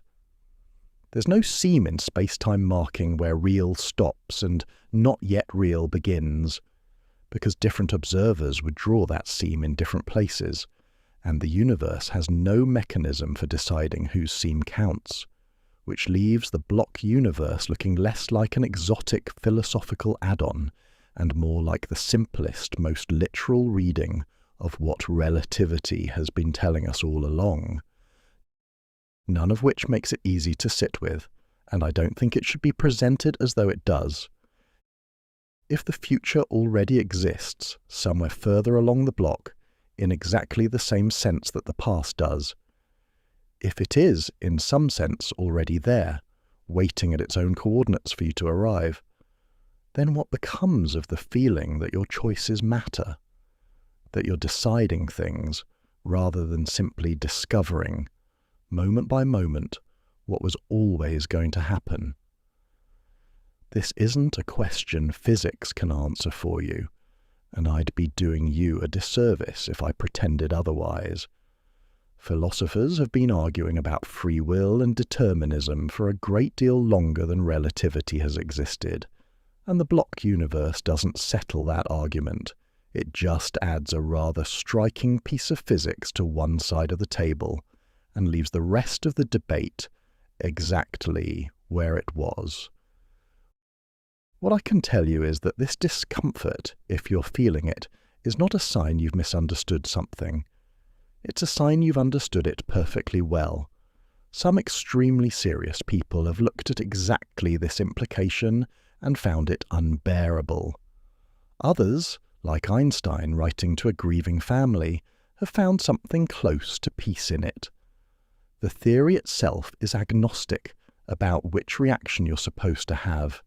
It simply tells you what the block looks like. What you do with that information is rather pointedly left up to you, which is either a charmingly human loophole in an otherwise deterministic universe, or a fairly large piece of irony, depending on how the rest of this particular night is treating you.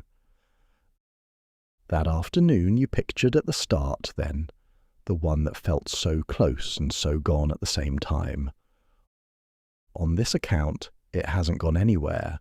It's sitting exactly where it always was, at its own fixed coordinates in the block, precisely as real as it ever was, simply not the coordinates you currently happen to occupy. You haven't lost it so much as moved away from it, the way you'd move away from a city rather than the city ceasing to exist behind you. Whether that thought makes the missing easier or somehow stranger is not something I can decide for you. I'm not sure it's something anyone can decide for you. Which brings us, as it always will tonight, back to Boulder. The cesium clock in its cold, sealed room is still vibrating 9 billion times a second, and here's where the question we keep returning to gets genuinely difficult to answer. If the block universe is right, what is that clock actually doing? It isn't creating new moments as it ticks, manufacturing the present out of some not yet real future, the way a printing press might generate fresh pages.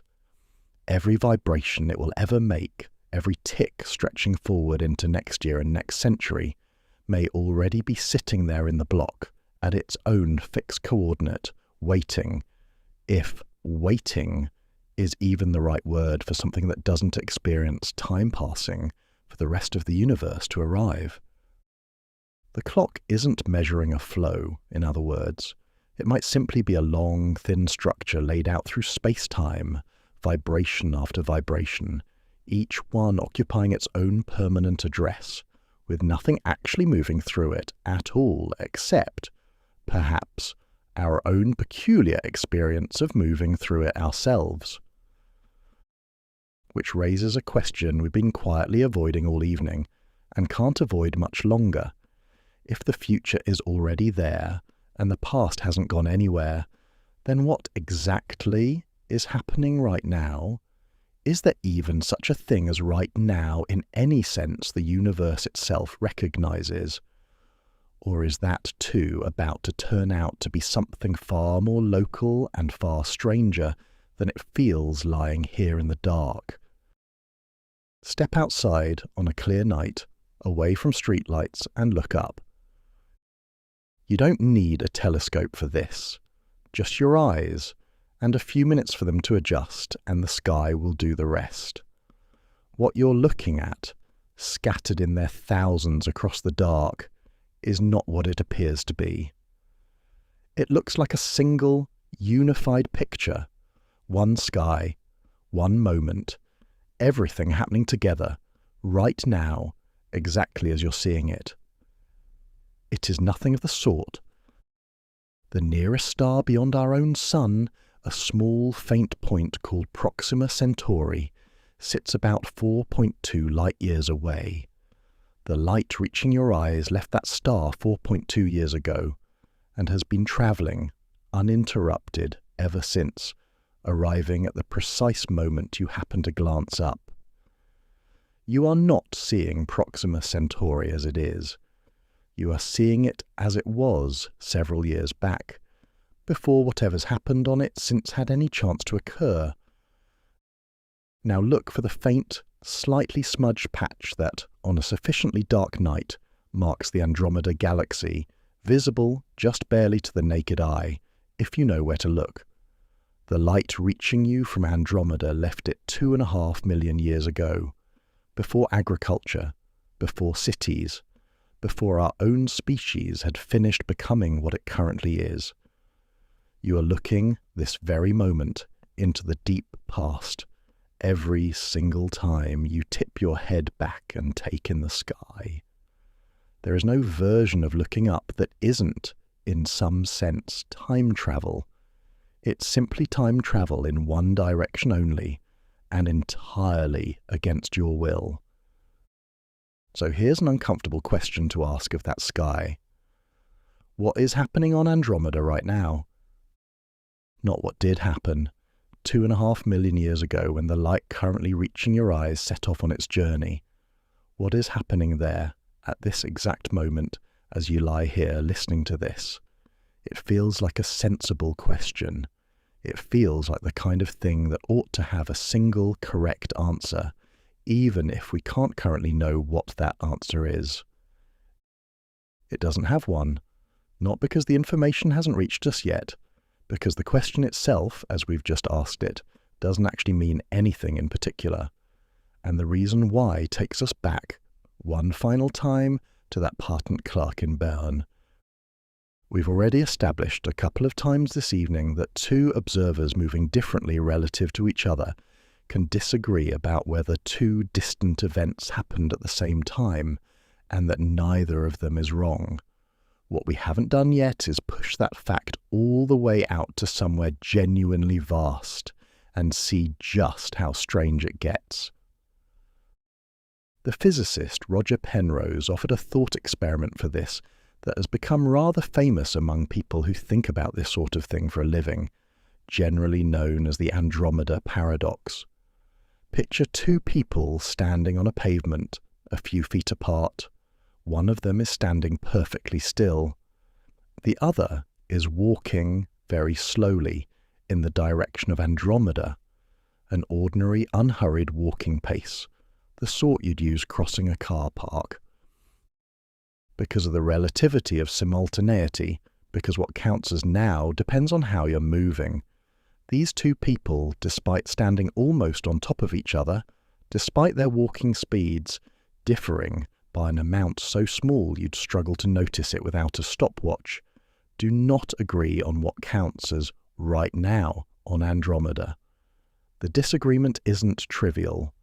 Run the numbers, and the gap between their two definitions of now out at that distance comes to something in the order of several days, possibly longer, depending on the walking pace you choose.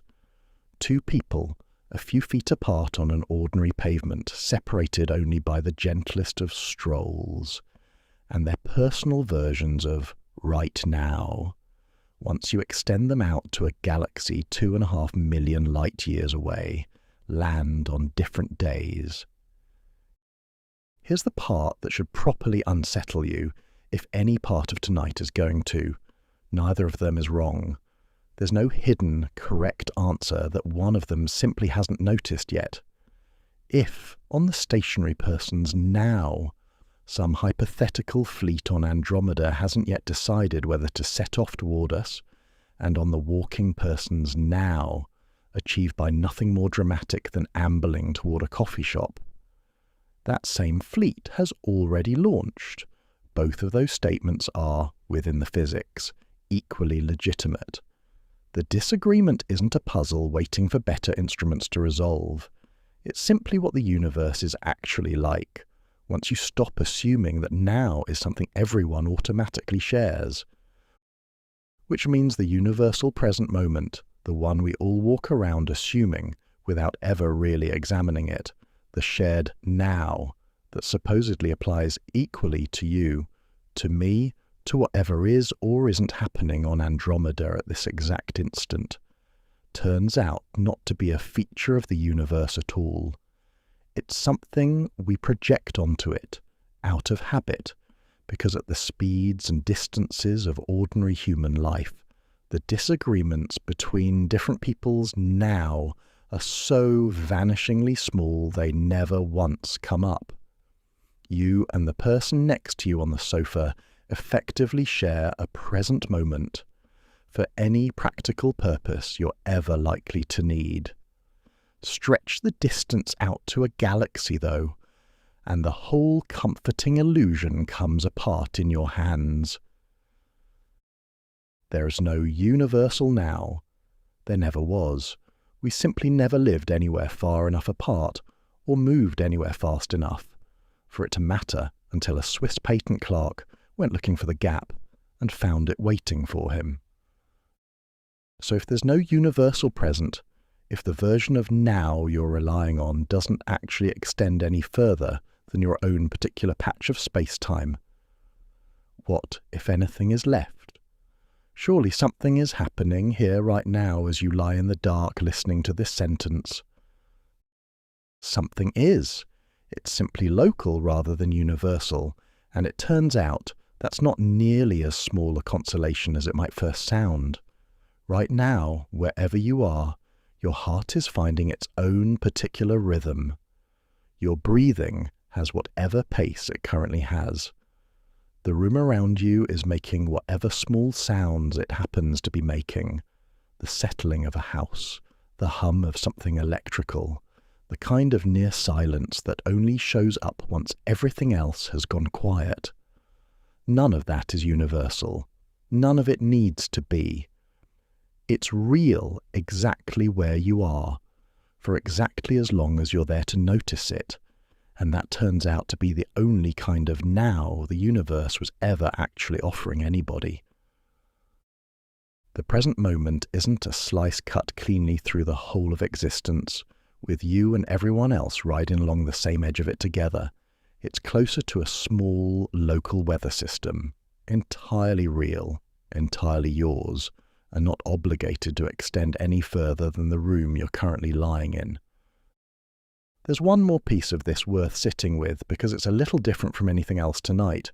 Even your own now isn't quite the crisp, instantaneous point it feels like. Your brain doesn't experience a single knife-edge instant, and then another and another, like frames clicking past in a film reel. It gathers up a short window of sensory information, something in the region of 2 or 3 seconds, and stitches it together into the seamless sense of now you actually experience. The present you're feeling, right this moment, is already a small construction, assembled just slightly after the fact.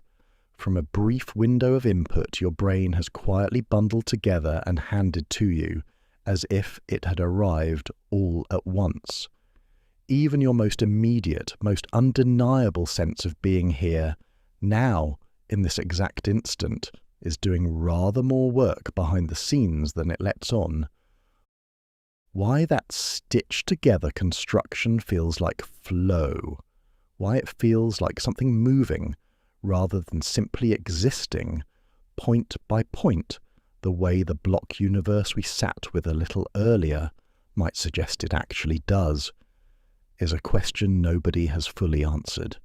It sits at the rather uncomfortable junction between physics and the experience of being a mind, and neither side of that junction currently has a complete account of why the other one feels the way it does. Which brings us, as it always will tonight, back to Boulder.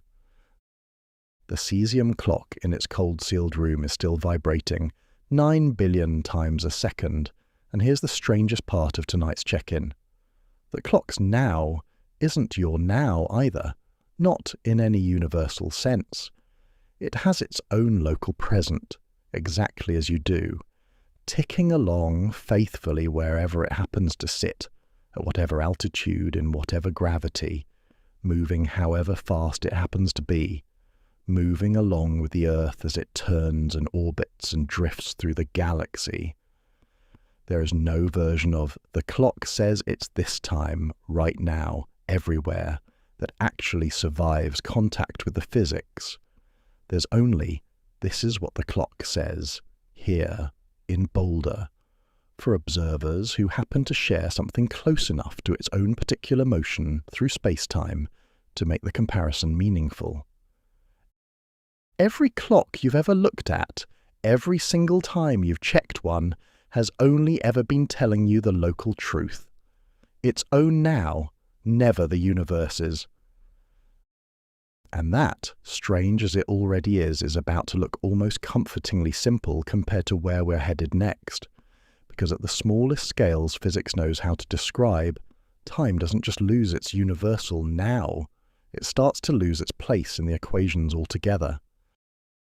Somewhere, right now, there is an electron that does not have a location. Not an electron whose location we simply haven't measured yet, the way a coin still has a definite face-up side, even while it's spinning in the air, hidden from view only until it lands. This is stranger than that. Before anyone looks, the electron genuinely doesn't have one single place it is. It has a spread of possibilities, a kind of fog of likelihoods smeared out across space, and the act of measuring it, of looking, in whatever sense looking means for an electron, is what forces that fog to resolve into one definite answer. Ask, and the universe decides, on the spot, where the electron has been all along. This is quantum mechanics, and if it sounds slightly unsettling, you're reacting to it correctly. It is the most thoroughly tested theory human beings have ever produced. Every prediction it makes about the behavior of atoms and particles has been confirmed again and again to a precision that borders on the absurd. It is also, by general agreement among the people who use it every day, deeply strange. Niels Bohr is supposed to have said that anyone who isn't shocked by quantum mechanics hasn't understood it. Nobody's entirely sure he actually said it, but everyone who works with the theory tends to nod along anyway, which tells you most of what you need to know.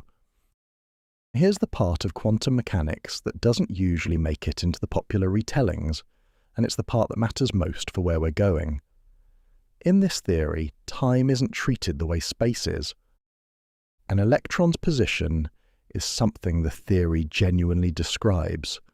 That fog of possibilities, the spread of likely locations, the moment of measurement collapsing it to one answer. Position is built into the maths as something the particle has, even if it doesn't have a definite value until you check. Time isn't like that at all. There's no equivalent fog of possible times, no moment where time gets measured and collapses into a definite answer.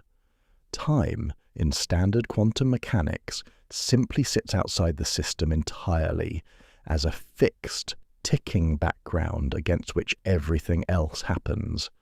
It's assumed. It's the stage, not one of the actors. The theory needs a clock running somewhere in order to describe anything changing at all, but it has remarkably little to say about what that clock actually is, or why it should be trusted to run smoothly and absolutely, while everything else its timing is busy being uncertain, smeared out and probabilistic. This was a perfectly comfortable arrangement for decades, because quantum mechanics and general relativity spent most of the 20th century operating in completely separate territories. Quantum mechanics ran the very small, atoms, particles, the inside of your toaster in principle, if anyone had the patience to calculate it. General relativity ran the very large, stars, galaxies, the curving of space-time around anything with enough mass to matter. They almost never had to talk to each other, and when they didn't, nobody much minded that they were making two rather different assumptions about what time actually was. Remember what general relativity told us about time a little earlier this evening, with the mountain and the valley and the clocks that disagreed, depending on how deep in a gravitational field they happened to be sitting. Time, in that picture, isn't a fixed background at all. It's part of the fabric, space-time itself, dynamic, bendable, something that mass and energy actively shape as they move through it. There's no stage in general relativity, separate from the actors. The stage and the actors are made of the same material, constantly rearranging each other. So now put the two theories in the same room, which is precisely what physicists have spent the better part of a century trying to do, in the hope of finding a single framework that handles gravity and quantum mechanics together. A theory of quantum gravity, capable of describing what happens in places where both extreme mass and extreme smallness occur at once, like the very centre of a black hole, or the universe in its first unimaginably brief instant. And here is the collision, the one genuinely essential thing to take from tonight's stranger stretch of the evening. Quantum mechanics needs time to already exist, fixed and absolute, in order to describe anything changing at all. General relativity says time cannot be fixed and absolute, that it is exactly as dynamic, exactly as moldable as space itself. You cannot simply staple these two pictures together. One of them is assuming the very thing the other one is busy dissolving. In the 1960s, two physicists, John Wheeler and Bryce DeWitt, tried to write down what a genuinely quantum description of the entire universe, not just one particle but everything all at once, including gravity itself, would actually look like. They worked through the mathematics properly, combining the framework of quantum mechanics with the framework of general relativity, applying the usual rules as carefully and honestly as the rules allowed. What came out the other end had no time variable in it at all. Not a strange, unfamiliar kind of time, not time behaving in some new and exotic way that needed a new name. None. The equation they arrived at, now generally known, with a pleasing lack of poetry, as the Wheeler-de Wit equation, describes a universe as something static, frozen, a single, unchanging mathematical object with nothing in its formal structure that corresponds to before or after, to past or future, to anything happening at all. If you take quantum mechanics and general relativity entirely seriously, all the way down, and try to describe the whole universe with both at once, time simply isn't there to be found. This is called the problem of time in quantum gravity, and problem might be undersold here. We have two of the most successful theories human beings have ever produced. Combine them properly, applying no shortcuts and no specially convenient assumptions, and the thing that vanishes from the resulting equation is the very quantity this entire evening has been about. It is a little like spending years carefully reconciling two beautifully detailed maps of the same city, only to find that the moment they're properly overlaid, the city itself disappears from both of them. So if time genuinely isn't there in the deepest equations we currently have for describing the whole universe, why does it so obviously, undeniably seem to be happening to you right now, lying in the dark, listening to this sentence unfold, word by word? One serious answer, developed over recent decades by physicists, including the Italian theorist Carlo Rovelli, is that time may not be fundamental at all. It may be emergent, not a basic ingredient of reality, the way flour is a basic ingredient of bread, but something that arises out of the interactions between more fundamental things, the way the smell of baking bread arises out of flour and heat and time passing, without the smell itself being one of the ingredients you actually measured out. On this view, the timeless equation Wheeler and DeWitt arrived at might genuinely be the correct, complete description of the universe as a whole, and what we experience as time might be something that only appears once you're a smaller piece embedded inside that whole. Looking at the rest of it from the inside, the way temperature only really makes sense once you stop tracking individual molecules and start looking at the statistical behavior of enormous numbers of them together. Time, on this account, would be a bit like temperature. Completely real, completely useful, capable of being measured with extraordinary precision by a cesium clock in a cold room in Colorado. And yet, at the very deepest level of description, not actually one of the universe's basic ingredients, something that emerges rather than something that simply is. I want to be honest about where this leaves us, because the temptation, at this point in an evening like this one, is to reach for a tidy bow and tie the whole thing up. There isn't one available.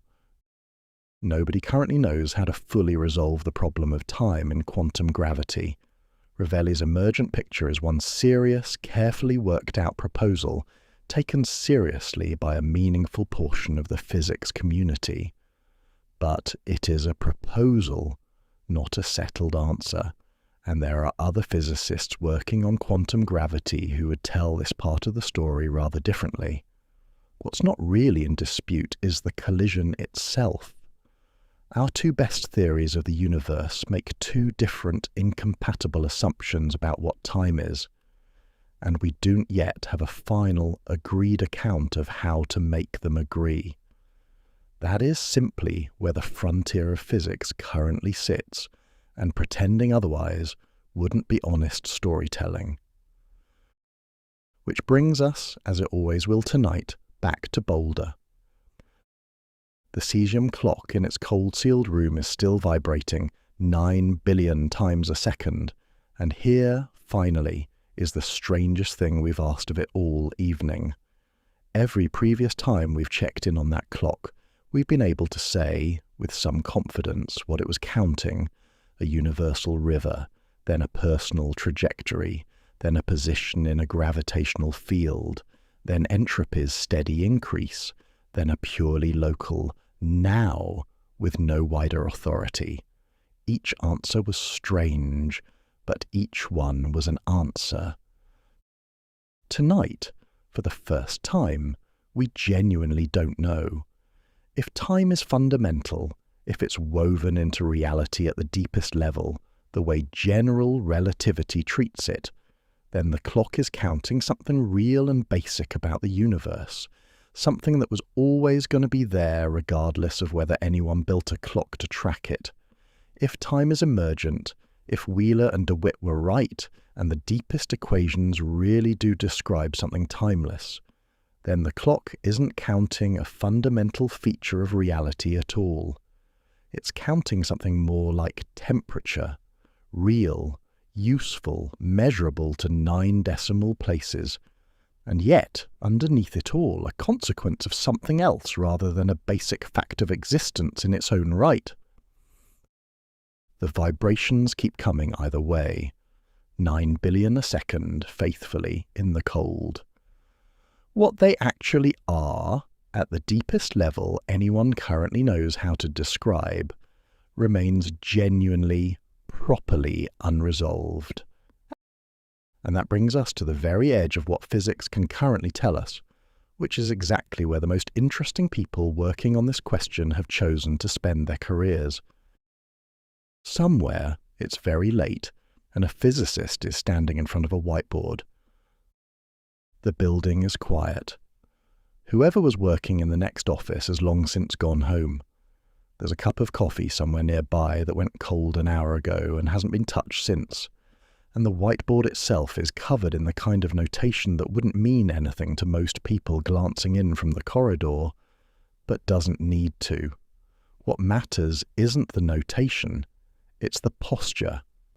She isn't writing anything down at the moment. She's just looking at what's already there, the way you might look at a half-finished puzzle, turning a piece over in your hand without yet knowing where it goes. She's not triumphant.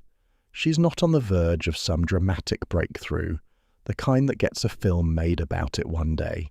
She's doing something quieter and, in its own way, considerably more impressive. She is thinking, carefully and honestly, about a question that has resisted some of the best minds in the history of science, and she is not pretending even to herself in the privacy of an empty office at midnight that she has it solved. This is more or less where we've arrived to. Let's gather up what's actually on the whiteboard, because there's quite a lot of it, scattered across the last several hours. We know that time, in some sense, is real. It has measurable effects, it bends and stretches under speed and gravity, and those effects have been confirmed on aeroplanes, in satellites, in a stairwell at Harvard, with a beam of gamma rays. We know it has a direction, an arrow, and that the arrow traces back to an almost unbelievably improbable order at the very beginning of everything, an order we still don't have a satisfying explanation for. We know the universal now. We all quietly assume we're sharing isn't actually there, that two people standing a few feet apart can have legitimately different versions of what's happening right now on a galaxy 2.5 million light-years away. And we know that our two deepest theories of the universe, the one that handles the very large and the one that handles the very small, disagree fundamentally about whether time is something fixed in the background or something woven dynamically into the fabric of everything else, and that nobody currently knows how to make them agree. That's a remarkable amount to have learned about something, while still not actually knowing what the something is. A handful of people have spent entire careers staring at exactly this gap, and it's worth meeting a few of them properly, because they don't agree with each other, and the disagreement itself is rather more interesting than any single answer would be. There's Julian Barber, who has spent the better part of 50 years arguing for something genuinely radical, that time doesn't exist at all, not that it's strange or emergent, that it simply isn't there, in any fundamental sense, anywhere. Barber's universe is a vast collection of complete individual configurations, something like still photographs of the entire cosmos, each one whole and self-contained. What we experience as the passage of time, on his account, is just the fact that some of these configurations happen to contain, within themselves, things that look like memories and records of other configurations. There's no flowing between them because there's no medium for anything to flow through. Each now simply is, fully formed, quietly persuaded by its own internal structure that it followed naturally from somewhere else, when in fact no story was ever actually being told at all. It's a minority position, even among physicists who think hard about this for a living. It's also not one held lightly. Barber left a conventional academic career decades ago specifically so he could pursue this question without needing to publish something fashionable, and has spent the decades since supporting himself independently, entirely so he could keep following an idea most of his peers consider too strange to take seriously. Whatever you make of the conclusion, that's a rather serious way to spend a life. Then there's Carlo Rovelli, whom we met briefly a little earlier this evening, and whose view sits closer to the mainstream without being any less strange once you actually sit with it. Time for Rovelli is real, but not fundamental. It's relational. It emerges from the way physical systems interact with each other, the way temperature emerges from the jostling of countless molecules without being something any single molecule possesses on its own. At the deepest level of description, the level Wheeler and DeWitt's equation seems to be pointing toward, there may be no time at all, just a vast web of quantum systems related to each other in particular ways. What we call time, on this account, is the name we give to watching those relations change from our own particular embedded vantage point inside the web, rather than from some impossible position outside it. Rovelli writes about this with a kind of warmth that's slightly unusual for physics, treating the strangeness less as a problem to be tolerated and more as something close to wonder.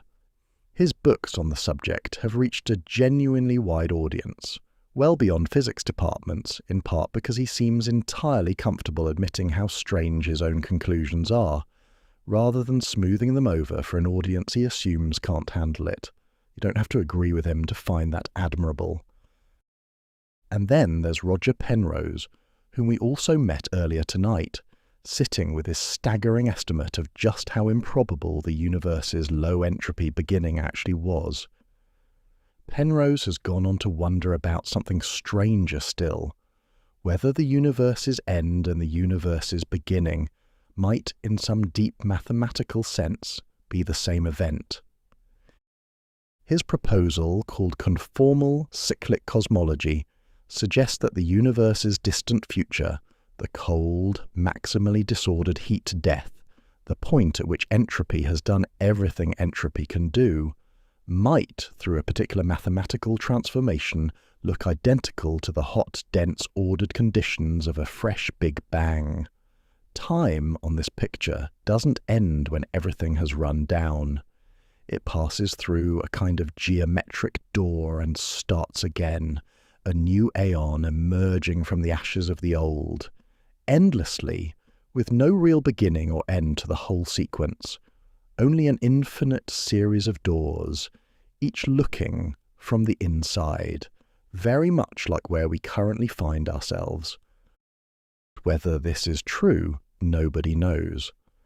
Whether it's even properly testable is a matter of real disagreement among physicists who'd otherwise agree on a great deal. What it undeniably is beautiful, the kind of idea that makes you sit up a little, even lying in the dark, at the sheer audacity of someone looking at the heat death of everything and wondering whether it might, secretly, be a beginning.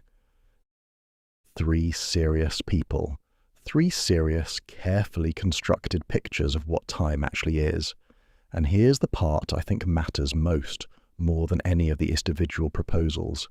They don't agree with each other. Barber says there's no flow at all, just a collection of timeless moments persuading themselves they're connected. Ravelli says time is real but emergent, arising out of relations between things that are, at the deepest level, themselves timeless. Penrose suggests time might loop endlessly through doors we don't yet fully understand. These aren't three slightly different ways of saying the same thing. They are three genuinely different pictures of reality, held by people who have each spent decades thinking about almost nothing else, and the disagreement between them is not a sign that physics has failed. It's a sign that physics has finally asked a question hard enough to be worth disagreeing about properly. So, what is time? We followed it from a shadow crossing a stone to a cesium atom vibrating 9 billion times a second in a sealed room in Colorado. We watched Newton's confident, universal river turn out to have never really been there. We found that gravity bends time the way it bends space, that a clock on a mountain genuinely ages faster than one in a valley, and that near a black hole our equations simply give up and hand back nonsense. We found that an egg breaking and not unbreaking traces back to the single most improbable fact we know about the early universe, an improbability so large that writing the number down would require more particles than the universe contains. We found that the present moment, the one thing in all of this that felt unshakable, dissolves the moment you look at it properly. And we found that our two best theories of reality, combined without shortcuts, produce an equation with no time in it at all, leaving the very thing this evening has been about hanging unresolved at the frontier of what physics currently knows how to say. That is not a tidy ending. I did promise you right at the start of all this that we'd find out how beautifully, productively uncertain the answer turned out to be, and I think that promise has, if anything, undersold it. The question is alive. It is contested by serious people using serious tools, arriving at genuinely different conclusions. It has produced some of the strangest, most carefully reasoned ideas in the whole history of human thought, and it is nowhere close to finished producing them. That a question this large, asked by a species this young, on a planet this small, has gotten this far at all, without yet running out of road, seems to me like something worth feeling rather good about, even, especially, without a final answer waiting at the end of it. The physicist at the whiteboard is still standing there. She picks up the cold coffee, takes a sip anyway, makes a face at it, and sets it back down. She isn't finished. She won't be finished tonight, or this year, or possibly within her own working life, and she seems, on the whole, to have made peace with that. She'll be back here again tomorrow, or some equivalent of tomorrow, looking at some equivalent of this same whiteboard, turning over some equivalent of the same stubborn, beautiful, unresolved question. The building stays quiet around her. Outside, far above the roof, the sky is doing what it has always done, holding its stars at their patient distances, sending down light that left them years and centuries and sometimes millions of years ago, indifferent to whether anyone down here has worked out yet what any of it actually means. Time is passing, or the universe is changing, or a timeless structure is simply being experienced, one slice at a time by a mind that evolved to track its own particular trajectory through an unimaginably unlikely universe. All three of those sentences might describe exactly the same thing, or they might not. That's where we are. Picture that room in Boulder one last time. Sealed, cold, quiet, in every sense that matters, except for the one sense that doesn't stop. Inside it, the same small cloud of cesium atoms is still doing exactly what it was doing when we first found it, hours ago now. In your time, whatever your time has turned out to mean by the end of all this, 9,192,631,770 vibrations a second. It hasn't paused. It hasn't hesitated. It has no idea this evening happened, no awareness that we came to visit it again and again, turning over a different question each time, watching its meaning quietly shift in our hands while it stayed exactly, perfectly the same. That's rather the point of it in the end. You came to this evening as someone who'd never once questioned what a clock was counting. Almost nobody does. You glance at the time, you get on with your day, and the question of what's actually happening underneath that small number on a screen never has any reason to surface. There's no fault in that. It's simply not a question life requires of you. Most days. Tonight asked it of you anyway, and rather than answering it cleanly the way a good story's supposed to, we found a river that turned out not to be there, two clocks on a platform that quietly disagreed with each other, a mountain that aged faster than the valley beneath it, an egg that will never unbreak, a beginning so improbable that no number could hold it, a present moment with no universal address, and an equation written by two careful men with a blackboard that swallowed time whole and handed back silence. None of that resolved into an answer. I told you near the start that it wouldn't, and I meant it kindly. Some questions are better for staying open. This was always going to be one of them. Here's what I'd like you to take from it instead of an answer, because I think it matters rather more. Every single moment you have ever lived, every face, every room, every quiet, unremarkable Tuesday you've long since forgotten, and every afternoon you'll never quite let go of, has happened inside this mystery, whether or not you ever once noticed it was there. You have spent your entire life fully immersed in the most contested, least understood concept in the whole of physics, and you've managed, somehow, to fall in love and grieve and laugh at something stupid late at night, and fall asleep more times than you could ever count, without needing to resolve a single one of tonight's questions first. The not knowing was never actually in your way. It was just the water you were swimming in the entire time, doing its quiet work, asking nothing of you in return. That's not nothing. I think it might be rather a lot, actually, once you sit with it properly. The universe handed you something it doesn't fully understand itself, and trusted you to live an entire life inside it anyway. So let the not knowing rest for tonight. Whatever time turns out to be, a river, a relation, a question with no fixed answer, an illusion so persistent that even the people who've proven it false can't quite stop living as though it weren't. It is at this exact moment, doing the one thing it has always reliably done for you, every single night of your life. It's carrying you towards sleep, quietly, without asking your permission and without needing it. Let it.